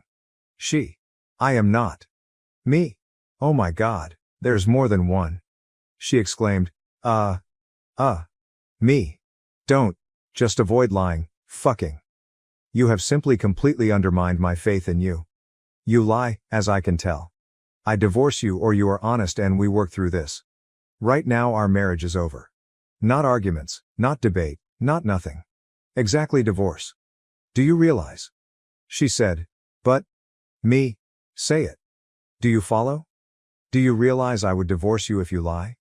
Say it like that. Do you realize I already know a great deal? You seem to me like a book. Should I find you lying? We are off. Tell me you have an understanding. She says, I understand. She then relates to me about 2 one-night stands she went on with friends. I probe their names, whether they are married, if she wore protection, etc. Both of them are married males having children. Then she tells me she intends to pursue this since it's beneficial for her and I have no right to control her. She also tells me she intends to sleep with a colleague at work. Fuck, what the fuck? I also ask about the colleague. His name is his wife's. He is married but, as she says, in an open relationship as she wants us to be in. She says she will arrange for some of her friends to see me. One of them seems to be rather keen. In actual fuck, what the hell? Having seen this friend, I would not touch her with a barge pole. I say to her I have little interest. She shows me the sequence to open her phone when I ask for it. I closed myself in my office while she went to the toilet. She flips out. While she was back pounding on the door, I ran recovery software on the phone for deleted stuff and came over a lot of agonizing proof. 30 minutes later, I also downloaded a spying tool from an online vendor. I handed her the phone when I got out and urged her to go. She persisted in her arguments. I mainly answered with single words. Over all of this, she hardly seemed regretful. She was ranting at me that I was behaving controlling, holding her back like men always kept women back, that I never loved her, that she had every right to do this, that she expected me to just accept this, that it wasn't a big issue, etc. I refrained from responding. I really scarcely spoke at all. I simply packed her belongings while she whirled, calling at me. I found myself at the front door, patiently waiting till she ran out of steam. She grudgingly headed to her parents' house at last. I informed her she was single now so she could do whatever she wanted as she was headed down the stairs. I could not control her anymore. In January my lawyer would be in touch. I just slammed and shut the door as she turned to answer. Later on, I observed as she talked about it among her friends. They were telling her that she deserved better than me, that there were empty threats from my side, that she was strong and demanding what she was entitled to, that I wouldn't follow through. You want to gamble? They're telling her that she could just accuse me of domestic violence if necessary. Frightened me greatly. One of them accused her ex-husband of abuse, then went to detail how she had screwed over him and taken everything from him. Right now, I have cameras ordered for my residence. I realize I have to log everything now. Simply said, what I was seeing defied belief. I have never, ever threatened her in whatsoever capacity. She then began massaging her AP to align. They decided to convene at a hotel. I felt somewhat shocked. I searched the internet for AP's wife. It wasn't too long. I told her everything, including the continuous hotel activities, and got her to agree to me as a friend on Facebook. She hung up grateful to me. 2 hours later I received a video from her. She confronted them when she went to the motel. From the yelling, this wasn't the first time her husband had lied. You're emptying, asshole. Are you doing this to me once more? To the young ones once more? We were done if you ever did this again, I told you, she screamed. Then she entered the room and captured my wife getting ready on the side of the bed. That first time, I started to throw. The wife of the AP smacked her and cursed her out. I messaged my wife to let her know I watched the hotel's video and that I never want her close by ever. She seems to view our interactions as some kind of pissing competition, in which case she, in her perspective, is winning. She is absolutely insane. I find nothing comprehensible. She seems to be detached from reality and to not fully grasp that we are separating. I told her relatives in the WhatsApp group of my wife that her adultery is the reason we are divorcing. Before cutting off from the gathering, I thanked them for making me welcome and part of the family. From her side, I have had a few calls and messages. I haven't read them or replied. Simply said, I lack the will for it. I told my folks everything when I phoned them. My father messaged my wife informing her she would not be welcome for Christmas. Right now I'm at my parents' place and spoke with my boss. He is allowing me time off till mid-January to straighten things out. I have been observing my wife's progressively hysterical conversations with her new acquaintances. My wife doesn't think she has lost her family, that her marriage is over, or that her AP doesn't really give a damn about her. She has messaged me a lot and even visited my parents' house requesting to be let to celebrate Christmas with us. Should she refuse to go, my father threatened to contact the police. I'm Googling divorce attorneys right now, crying my soul out. Though I believe I have been in shock, once I arrived at my parents' house the agony really hit me. Simply said, I find no logical sense to it. Reading their conversations and talking with her hurts me so much. I answered her text just twice. The first? What you say has no bearing. I don't know your name. You do not represent my wife. My wife never would have smiled while destroying my heart and soul. We are going to get divorced. You have no influence or authority to demand anything from me ever again. What you say or wish matters not to me. We are done here. The second, like I said, you're not my wife. You are not known to me. My wife would never subject our kids to the misery of growing up in a damaged household. Whichever you are, you appear to be pleased with your work. My dearest friend, my wife, was lovely, compassionate, and thoughtful. You are an abomination of self-obsessions and self-absorptions. The last message stopped the others. At times the suffering is quite intolerable. I wish none of this occurred. Though I wish I could get back with her like previously, I simply cannot do that to myself. The worst Christmas I have ever had. Though I couldn't help myself, I told the children Mommy wants no more children. She wants to be with other men and knows we will divorce. They are inevitably unhappy. Luckily, I have my parents here to assist. They treat them with love and affection while I am a total wreck. Though I am not going back to her ever, I will strive to get back on my feet for the sake of my children. I wish I had waited till after Christmas so I could straightforwardly enter counseling. I immediately blurted it out when they inquired when their mother would visit. I have no idea what happened. Should I return to her, I would never be able to see myself in the mirror. Her actions clearly show unacceptably disdain and callousness. I'm gone. Simply said, I find this incomprehensible. Why should she assume she could demand anything from me right now? Is she psychologically sick or anything else? I apologize for the rambling diatribe. I simply needed to let things out. Edit, I am good with monitoring. I spoke with a friend's attorney, who is familiar with my membership comes with the phone. I own it. I'm good since my wife is using it. I own it in the subscription, so monitoring my own gear is not prohibited. Update 1. Since I last wrote, then a lot has changed. Though the fact is I've been a pitiful, crying mess since I last posted, I wish I could own it. My wife's conversations with her friends captured me in some kind of obsession. These conversations revealed a lot of crazy and nasty comments. Ultimately though, it was when my STBXW detailed in very harsh terms how her marriage and particularly her children were a burden in her life, that she had been deprived of the opportunity to be a successful woman living up to her full potential. She spoke of me, her spouse, how I was a repressive agent preventing her from leading a happy life. She lacked a lucrative profession, plenty of casual sex, etc., mostly due to her family. I broke right now. It was too much for me. I read and reread every line of every email and conversation I had over and over again for the next 30-ish hours. Looking back, she omitted any specifics about our actual burden or oppressive behavior. It was just general remarks without any references or proof. I have never stopped her from doing anything, actually. For practically everything I pay for. Her part-time job's minimum pay would not be sufficient for anyone. Actually, even if she would constantly drop out halfway through, I have encouraged her interests, desires, and aspirations even if she did foolish actions in class. Every day I made sure to tell her I loved her and thanked all she did for the family. I would take her out, romance her, be at her side anytime she needed me. If this is oppression, then I would like some, kindly. Still, I digress. I passed out once, at some point during reading. My 3 closest buddies were in the kitchen with Dad cooking dinner when I woke up. These guys have been in my life since childhood. We'll call them Frank, Bob, and Mike. Having invited them, my dad brought them up to date. I quickly broke down once more, and until Friday evening I was entirely absent. His ex-military friend Mike lost his left arm under the elbow. Actually, we were all there for him during his recovery. His wife left him. Fortunately, they did not have any kids. Mike did fine. He adopted 2 children and acquired a really nice girlfriend a few years ago. He arranged a Zoom conversation with his psychotherapist, who supported him along his rehabilitation. He greatly helped me to make sense of my emotional situation. Though he focused on amputees, he told me most wives unfortunately flee after their husbands are maimed, and his experiences and lessons really helped me. Actually, he asked me to see my soul, identity and spiritual being as largely related to my marriage and husbandly responsibilities. That part is dead now. Like an amputee will experience phantom pain in a missing limb, I will experience phantom agony from the dead part of my identity. We talked for hours, and since then I have been consistently better. Bob works in a security company as an executive. He's rather well off. I don't really know what he does, but he never talks much about his job.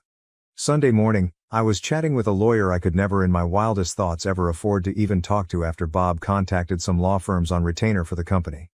Bob was bullied a lot, and has always been a major geek. He assured me he would pay the bill, I should not worry about it.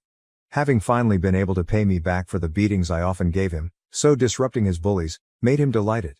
Married with 7 children, Frank teaches in a private school for youngsters. Exactly, 7. To death, my children just love him and his family. Frank has been keeping an eye on my children's welfare and needs while I recover and straighten things out. Yesterday was a fairly busy day. Early in the morning it began with an STD screening. The bitch handed me chlamydia, another 6-month screening recommendation. When I found out, my self-pity party changed to sheer fucking wrath. That is me. On gloves off. Completely customized. If I could get away with it, I would offer her nothing. The attorney found the ex-husband of my wife's feminist buddy who boasted about screwing him over. It seemed really simple using the court records. I never would have given that any thought either. I conferred with him on WhatsApp. He gave me many thanks, but he also told me about what this harpist did for him. I can now project from my STBXW what to expect. It turned out to be terrible. Following our conversation, I was ready for a fight. I am getting ready for battle. Hearing how he had been homeless and how he scarcely had seen his children in 4 years, all based on his ex-wife's lies, was painful. Though I am at a disadvantage as a man in the judicial system, I will make sure I have loads of proof. Due in great part for our son's benefit, my lawyer advised a preemptive strike using a restraining order based on her harsh and aggressive remarks about men in general. I'm seeking full custody as growing up in a home with an openly anti-male parental figure is clearly very detrimental. I advise the attorney to start straight away. She expects my wife to be served with the restraining order today. Using Zoom, I spoke with my STBX. Remember that she showed up at the door to argue with my dad and hasn't contacted me at all. She doesn't seem to care about any of us as she hasn't contacted the kids or anyone else either. The call was utterly strange. She clearly was attempting to appear her best, she was fully done up with great cleavage. I have not seen her looking that polished for years. She tried to get me off into a fight to make me enraged during the whole chat. I cooled myself rather well. My attorney had advised on what to ask for. Apparently, if efforts are made for a peaceful divorce before seeking a contentious divorce, things go really well. I had the call under recording. I even mentioned to her I was. My STBXW turned out not to be disappointing. She began with this ridiculous claim that there are 2 kinds of penises. One type that shrinks and increases depending on whether they are erect or not, and another type roughly the same size whether they are erect or not. What exactly in the fuck? Someone opens a call to their husband like that? She then pondered on how excited she was about the end of the present limitations so she could go out and personally study this more. I said simply that I was only interested in talking about our divorce. I had no interest in her interests. She became quite nasty when I refrained from latching on the bait as she intended. She muted herself once, telling me she was off to the bathroom. I then observed her conferring with her friends about what she could do to me. She cursed me just for being a male multiple times over the call. I still had this weird sensation that she was seeing this as some sort of game, that she was in control, and that I had no other choice except to put up, shut down, and give in to everything she wanted. We made no improvement on our actual divorce, so I came to the conclusion, okay, great, a contentious divorce it is then. You handed me chlamydia by the way, and unlike you, I haven't been sleeping with anyone else, hence you better get yourself to the doctor. She simply scowled at me, saying, you're right, I don't believe you. I no longer care. I really have no idea at all what is going on with her at this point. The lawyer was startled to say the least, when I sent her the recording. At this point, everyone finds my wife crazy. She is perhaps. I can really utilize the chat logs also in court as I own her phone and the subscription. As it turns out, monitoring my own gadget as much as I choose is completely lawful. The harpies were debating fiercely following our summons, but I could at last set it aside. What they discuss doesn't matter to me anymore. Unless something I haven't told them about, my attorney is sure we will win this thing. There we are then. Although it still hurts, at this stage I may consider it as phantom pain. I am going for the jugular. No prisoners, have given up feeling guilty about myself. I have to look after my children and myself. I am fine. My children will be too. I will make sure they receive as much therapy as they demand. My STBXW will shortly be a memory, and I will begin to create a new, better life. Edit. She didn't tell me, but I discovered today she knew about the chlamydia and underwent treatment. Bitch. Fuck. She was smiling and kissing her new buddies about it. Update 2. I receive a lot of comments like I am somehow winning or strong or in some other sense going out on top. When I go over my postings, I can see that my resentment of the circumstances filters through and I could seem too calm and certain of myself. To be honest, I am not. I want this never to have happened. As the children mature and begin their own life, I wish my family was still together and that I had a long, lazy, comfortable life ahead of me with my wife. Here none of anyone is the winner. The whole train is burning in the ditch. My wife has gone off the rails. I'm not sure her problem is. She is acting as though nothing is amiss yet refuses to see a medical practitioner for probable mental problems. She seems not to be regretful or guilty. She behaves as though I'm irrational for not simply embracing everything she wants. Not even the children have spoken since D-Day. I have to, so I am divorcing her, acting and forward separating our life. She has left me without options. By now, there is no going back. I wish so much this wasn't absolutely required. I weep myself to sleep every night for my personal loss and the knowledge that my children will now grow up in a shattered family. I can never trust her ever again. The fact that my children, in truth, no longer have a functional relationship with their mother hurts as well. From your child's perspective, why does mommy not want to see me anymore? She loves me, not sure. How the devil do you respond to that? Please let me know if anyone knows. I sure as hell don't. Every day I get up and tell myself that my heart is already shattered into so many broken pieces that it cannot ever mend. Only to be proven incorrect all day, every day. She doesn't care. My wife still doesn't know I can see her messages. She is quite sure that I would never leave her and that my response to her behavior is completely irrational. She continues to disparage me, our marriage, and our children around her acquaintances. Why she hates us so much is beyond me. None of the things she charges us of doing to her pals has come true. My attorney secured a temporary restraining order against her, as I already noted. Yesterday morning there was a hearing. Since no further direct threats were reported, it was not extended. Using her knowledge of my infection as a threat to try to have her agree to an unquestionable divorce, my attorney advised I hope we could split reasonably using a logical approach. I always assume the worst possible outcome and detest the fact I have to view her as the adversary. I would be able to live with her if she wanted to leave me, but why would I have to be pushed into this somewhat hostile process? Why does she want to damage the individuals who used to love her as much as feasible during the process? From this, what likely benefits she could get? I would value any analysis on this. Simply said, it makes no sense to me. Should I visit court, I most likely will have to pay her a lump payment for the equity in our house, etc. Since she shows little interest in the kids, I'm hoping I will gain custody of them should it get to court. I will most likely not be liable for alimony either. My attorney advised us to try to get her agreement for a friendly divorce. I agreed. Perhaps this week we can meet with my STBXW and her representative. The ex-husband who fell for the lying harpist stayed New Year's Eve with the kids and myself. It is simply amazing how unfairly the legal system treats fathers. Now, should we go to court? I have no fantasies of a fair procedure. His ex lied her head off. The court simply accepted it as reality without any evidence at all. Not since has he seen his children. He almost buckled under the pressure of paying irrational amounts of child support and alimony. He had been musing of permanently calling off things. He has hope again with the fresh data he gets from me. Together, we spoke with my lawyer. She advises him to sit on the evidence until my wife's and her counsel's meeting. If he acts right now, it will demonstrate to us that we have access to all their communications. My lawyer wants to complete the divorce between my wife and me as quickly as feasible and as seamlessly as possible. Right now, I only hope I can get away from her.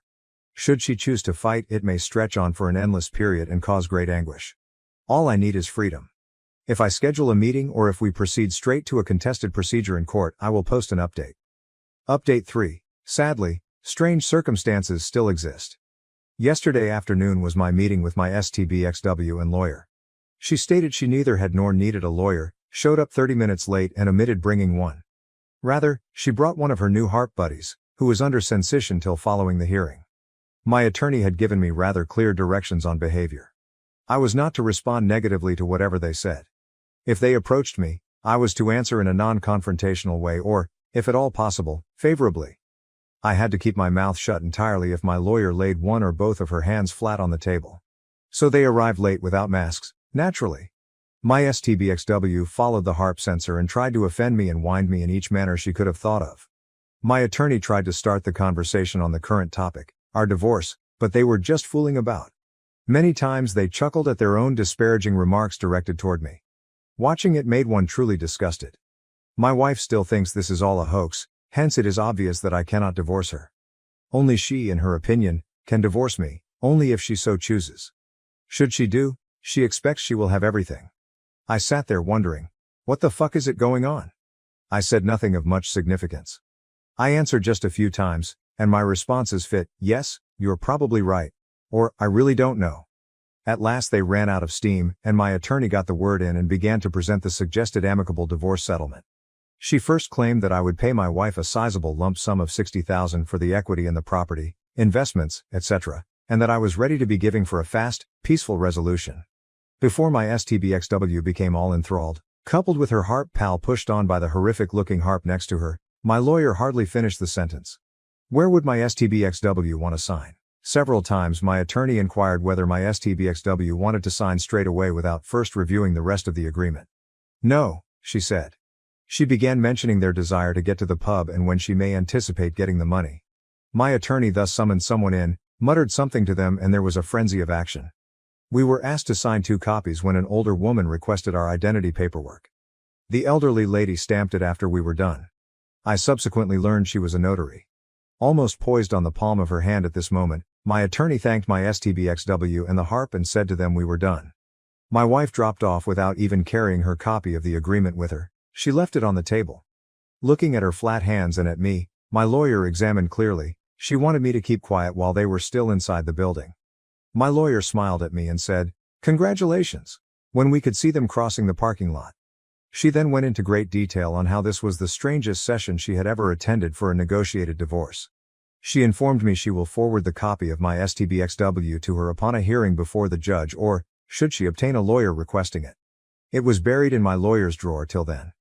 On the surface then I seemed to be going through this divorce a lot more easily than I first imagined.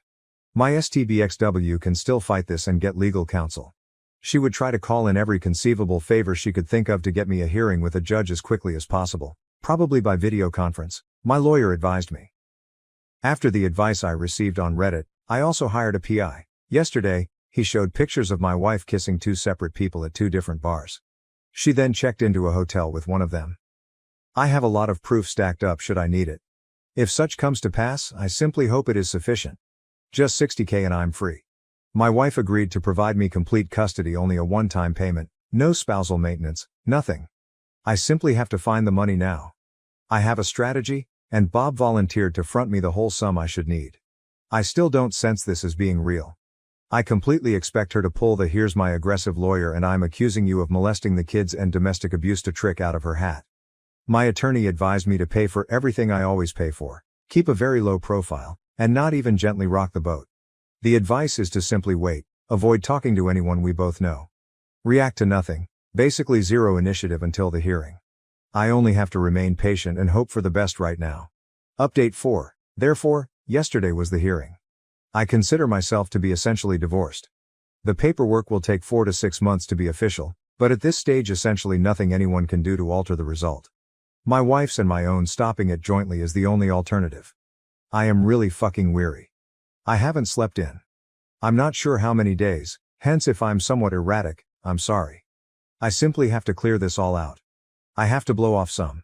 After I type everything out, hopefully I will be able to fall asleep.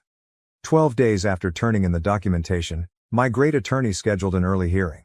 She certainly made some favors calls on this one. I am straying from the path. It has been crazy from the weekend forward to today. Many police personnel appeared at my door early Friday morning with a warrant to search the house. I felt somewhat perplexed. Concerned for the children, I asked whether I could bring them outside while they conducted their search. Thank goodness they agreed to that. They hardly told me anything, although I did get a copy of the warrant. I was so rocked that I cannot really make any sense of it. Everybody who claimed that the behavior of my ex-wife was most likely drug-related was correct. One may say that drugs at least had a part in this. The police started utterly destroying my residence. When I phoned my attorney, she spoke with them. Unfortunately, at the time there was nothing that could be done since the warrant was current. Though I never gave it any thought at the time, I now have cameras all around in case I get falsely accused. I have sound and videos covering everything. Should I wish, I may possibly file a claim later. To be really honest, I'm not sure whether I have the will or energy for it. Perhaps I will simply mark a line over it and carry on. Then my ex and her 3 harp buddies drove my car while drunk and high, slamming into a house at great speed. I knew nothing then. They all had narcotics in and on their bodies, they were all intoxicated and they all were detained. The crash treated them really roughly. The passenger seat occupant is in critical condition. They have no idea whether she will even make it. Let us call her Henrietta, the lead harpist who boasted about lying about her ex-husband in court and screwing over. Let us call her ex-husband Henry. I now live somewhat close to him. Thank goodness the search turned up nothing. I said that my ex moves with her parents. She no longer resides here. I have no idea what she is doing. No, I never let Henrietta use my car, etc. I simply collapsed when I returned to the house. Everything was absolutely destroyed. I suppose it was just the last straw. I could only think of calling my dad, who brought the kids and me home to remain with my mother. While I was crying on the back porch, eating my mom's incredible comfort food, feeling bad about myself, my dad gathered a huge gathering including 26 friends and family. They restored and cleaned my house totally. They cleaned every room, including clothes, dishes, furniture, even the walls and ceiling. Never has it been this tidy. They even corrected all the minor issues, such wobbly door hinges, etc. I simply couldn't fathom they would treat me in such a manner. How I can ever pay them back is unknown. Thanks to my friends and family, during the weekend I went from feeling suicidal to really good. Henrietta's residence revealed more drugs, and her partner was absent, no babysitter either, just the kids alone. CPS picked the children, and on Saturday Henry was granted temporary emergency custody after showing the judge the chat logs together with evidence of abandonment and drug heaps. He was granted custody really easily. Henry has scarcely seen his children for the past 5 years. He is over the moon delighted. He had been gathering funds to fight Henrietta in court at the time. He still has to visit court to finalize things, but right now the chances are really favorable. Everyone believes Henrietta will have to serve time. If her companion misses it, most likely it will be serious time. Henry will next try for recompense for all the bullshit Henrietta put him through and child support. Though he isn't expecting much on this, to be honest I believe he doesn't want to waste his time battling in court. He wants to be with his children to see to it they lead happy lives. Henrietta has been somewhat negligent toward them, quite obviously. Bob has been fantastic and arranged Henry's renting flat through a buddy. I now understand that concerning Bob's personal or professional life, I know absolutely nothing. I am going to correct that. Still, I find myself off course once more. Driven off the road and into a house, Henrietta was behind the wheel. They were all somewhat damaged, and given the circumstances, the drugs and the alcohol, search warrants were issued for everyone's house. My ex still uses my house as her residence. I made the decision on Sunday to sell this house and start living far away immediately. I fear this will most likely recur. She called me on Sunday from her parents. Their residence underwent search as well. Saturday they visited their daughter in jail, and they no longer believe anything she says to them. Long story short, she has been lying to them about everything. They came over to discuss on Sunday. She told them she was staying with me and that we were trying to work things out. The evenings she has been out partying and cheating. They knew nothing about what she had done to the kids or herself or what was really happening. She admitted she cheated, but she basically told them it was a one-time intoxicated error. My wife contacted me Monday trying to convince me to post bail. Her parents have already told her no. It is $15,000. Following our conversation, my attorney created some documentation declaring that the bond is deducted from the settlement until she shows up for court and it is released. Her mother was listed in the agreement as the caretaker of the leftover sum. My lawyer wanted me to get my wife out as she wanted her to have no justification for skipping the hearing. My ex signed as she had no options. Monday afternoon she was let go. Her parents tell me she refused to follow their criteria for her to continue living there, terms like ceasing drugs, committing to rehab, adopting an open everything policy, abandoning the bad pals, etc. She supposedly left their residence Tuesday to hang around with some of her new buddies. She missed the hearing.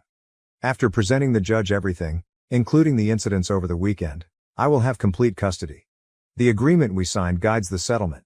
Just 30 minutes, it was quick. Although it will take 4 to 6 months to pass the paper mill, this is actually done. Not really much can be done to stop this now. That takes us to now. I couldn't seem to go to sleep. Everyone was praising me and acting as though I had a significant triumph, but sure as hell doesn't feel like I won anything. Right now, this is only suffering.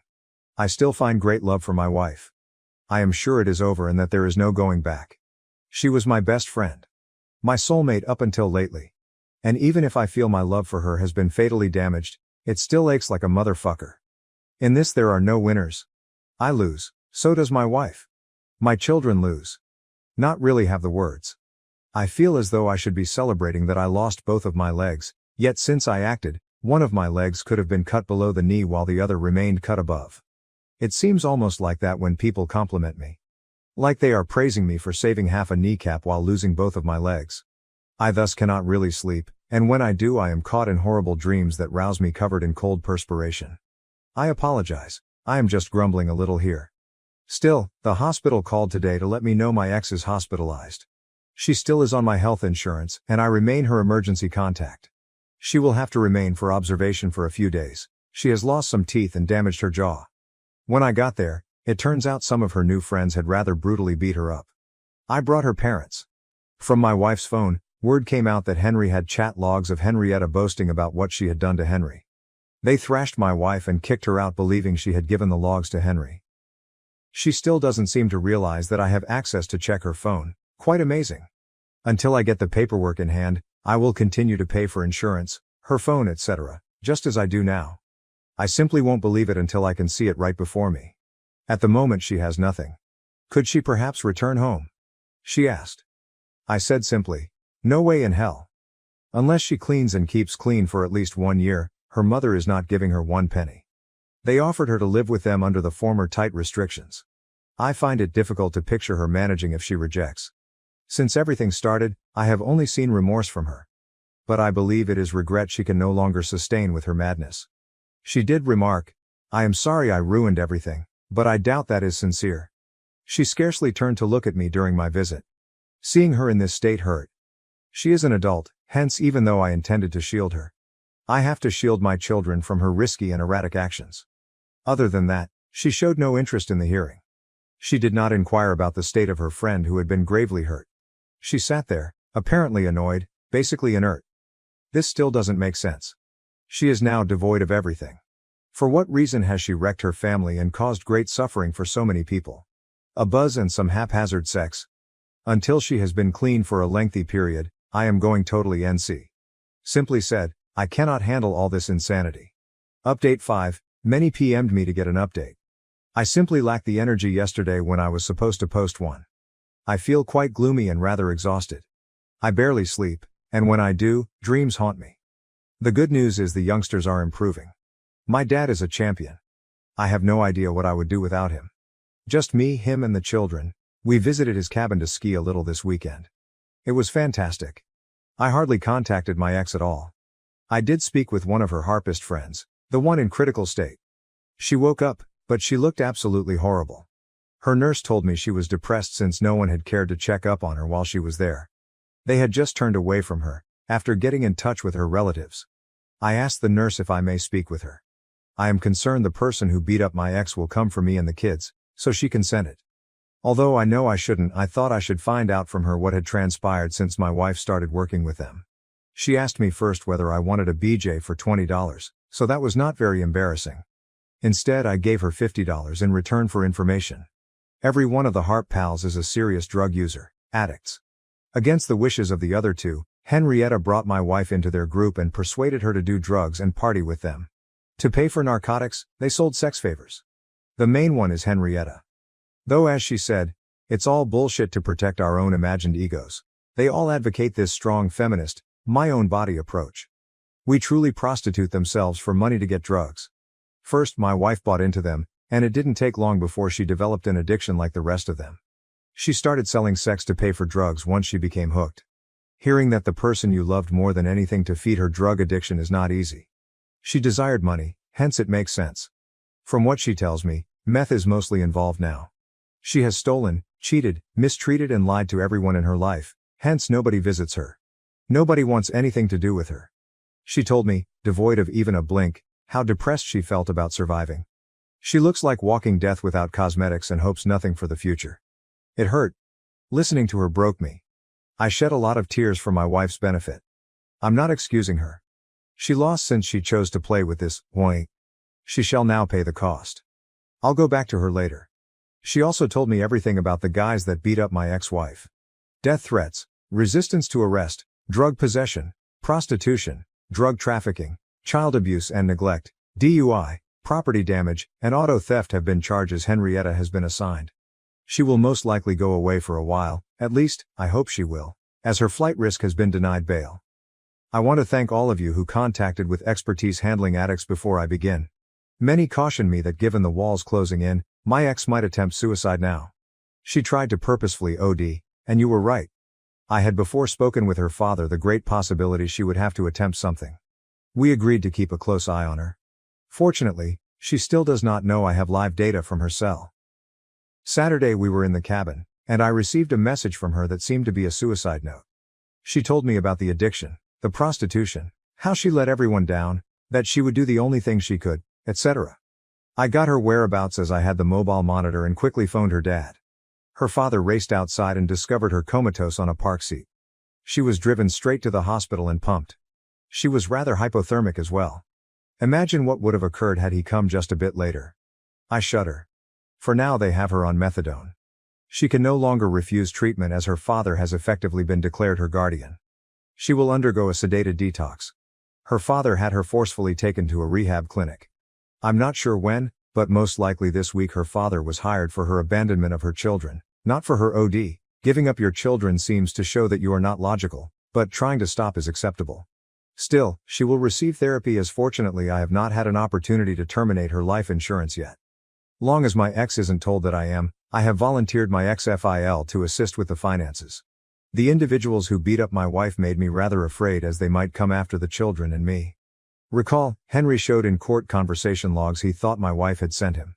Henry agreed to rectify this once I spoke with him since he gained from the revelation. I'm not sure whether I mentioned this, but Henry is an enraged manly meat mountain. He grew up on a farm lugging goods since he was a small child, hence he resembles Hulk and could split the typical guy in half. Let's just say he is somewhat terrifying if you do not know him. He bends down walking through doors, has a crew cut, and some facial scars. Actually, he is incredibly soft, patient, and compassionate. Though for him it's a last choice, I don't doubt he will use force if he thinks it necessary. Still, he visited the boys' residence, a true way whole by the means. He grabbed the two guys by the neck and informed them that Henrietta had given him the chat logs and that since they hurt someone they knew, they had a choice to make: go with him to the police and confess everything related with the assault, or face him right there and expect some very severe permanent injuries if they chose option 2. He let them know he was rather optimistic they would go with option 2. Apparently, they lacked quick enough access to the police. Obviously, I am not bothered about them anymore. I will shortly be moving after finding a new apartment. Bob once more came through. I am somewhat depressed overall. This is weighty on my spirit. My friends and family keep me going. I know I have to be strong for the kids. For my ex, my heart hurts despite all. Although I still love her, I know we cannot get back together, hence I am not regretful of marrying her.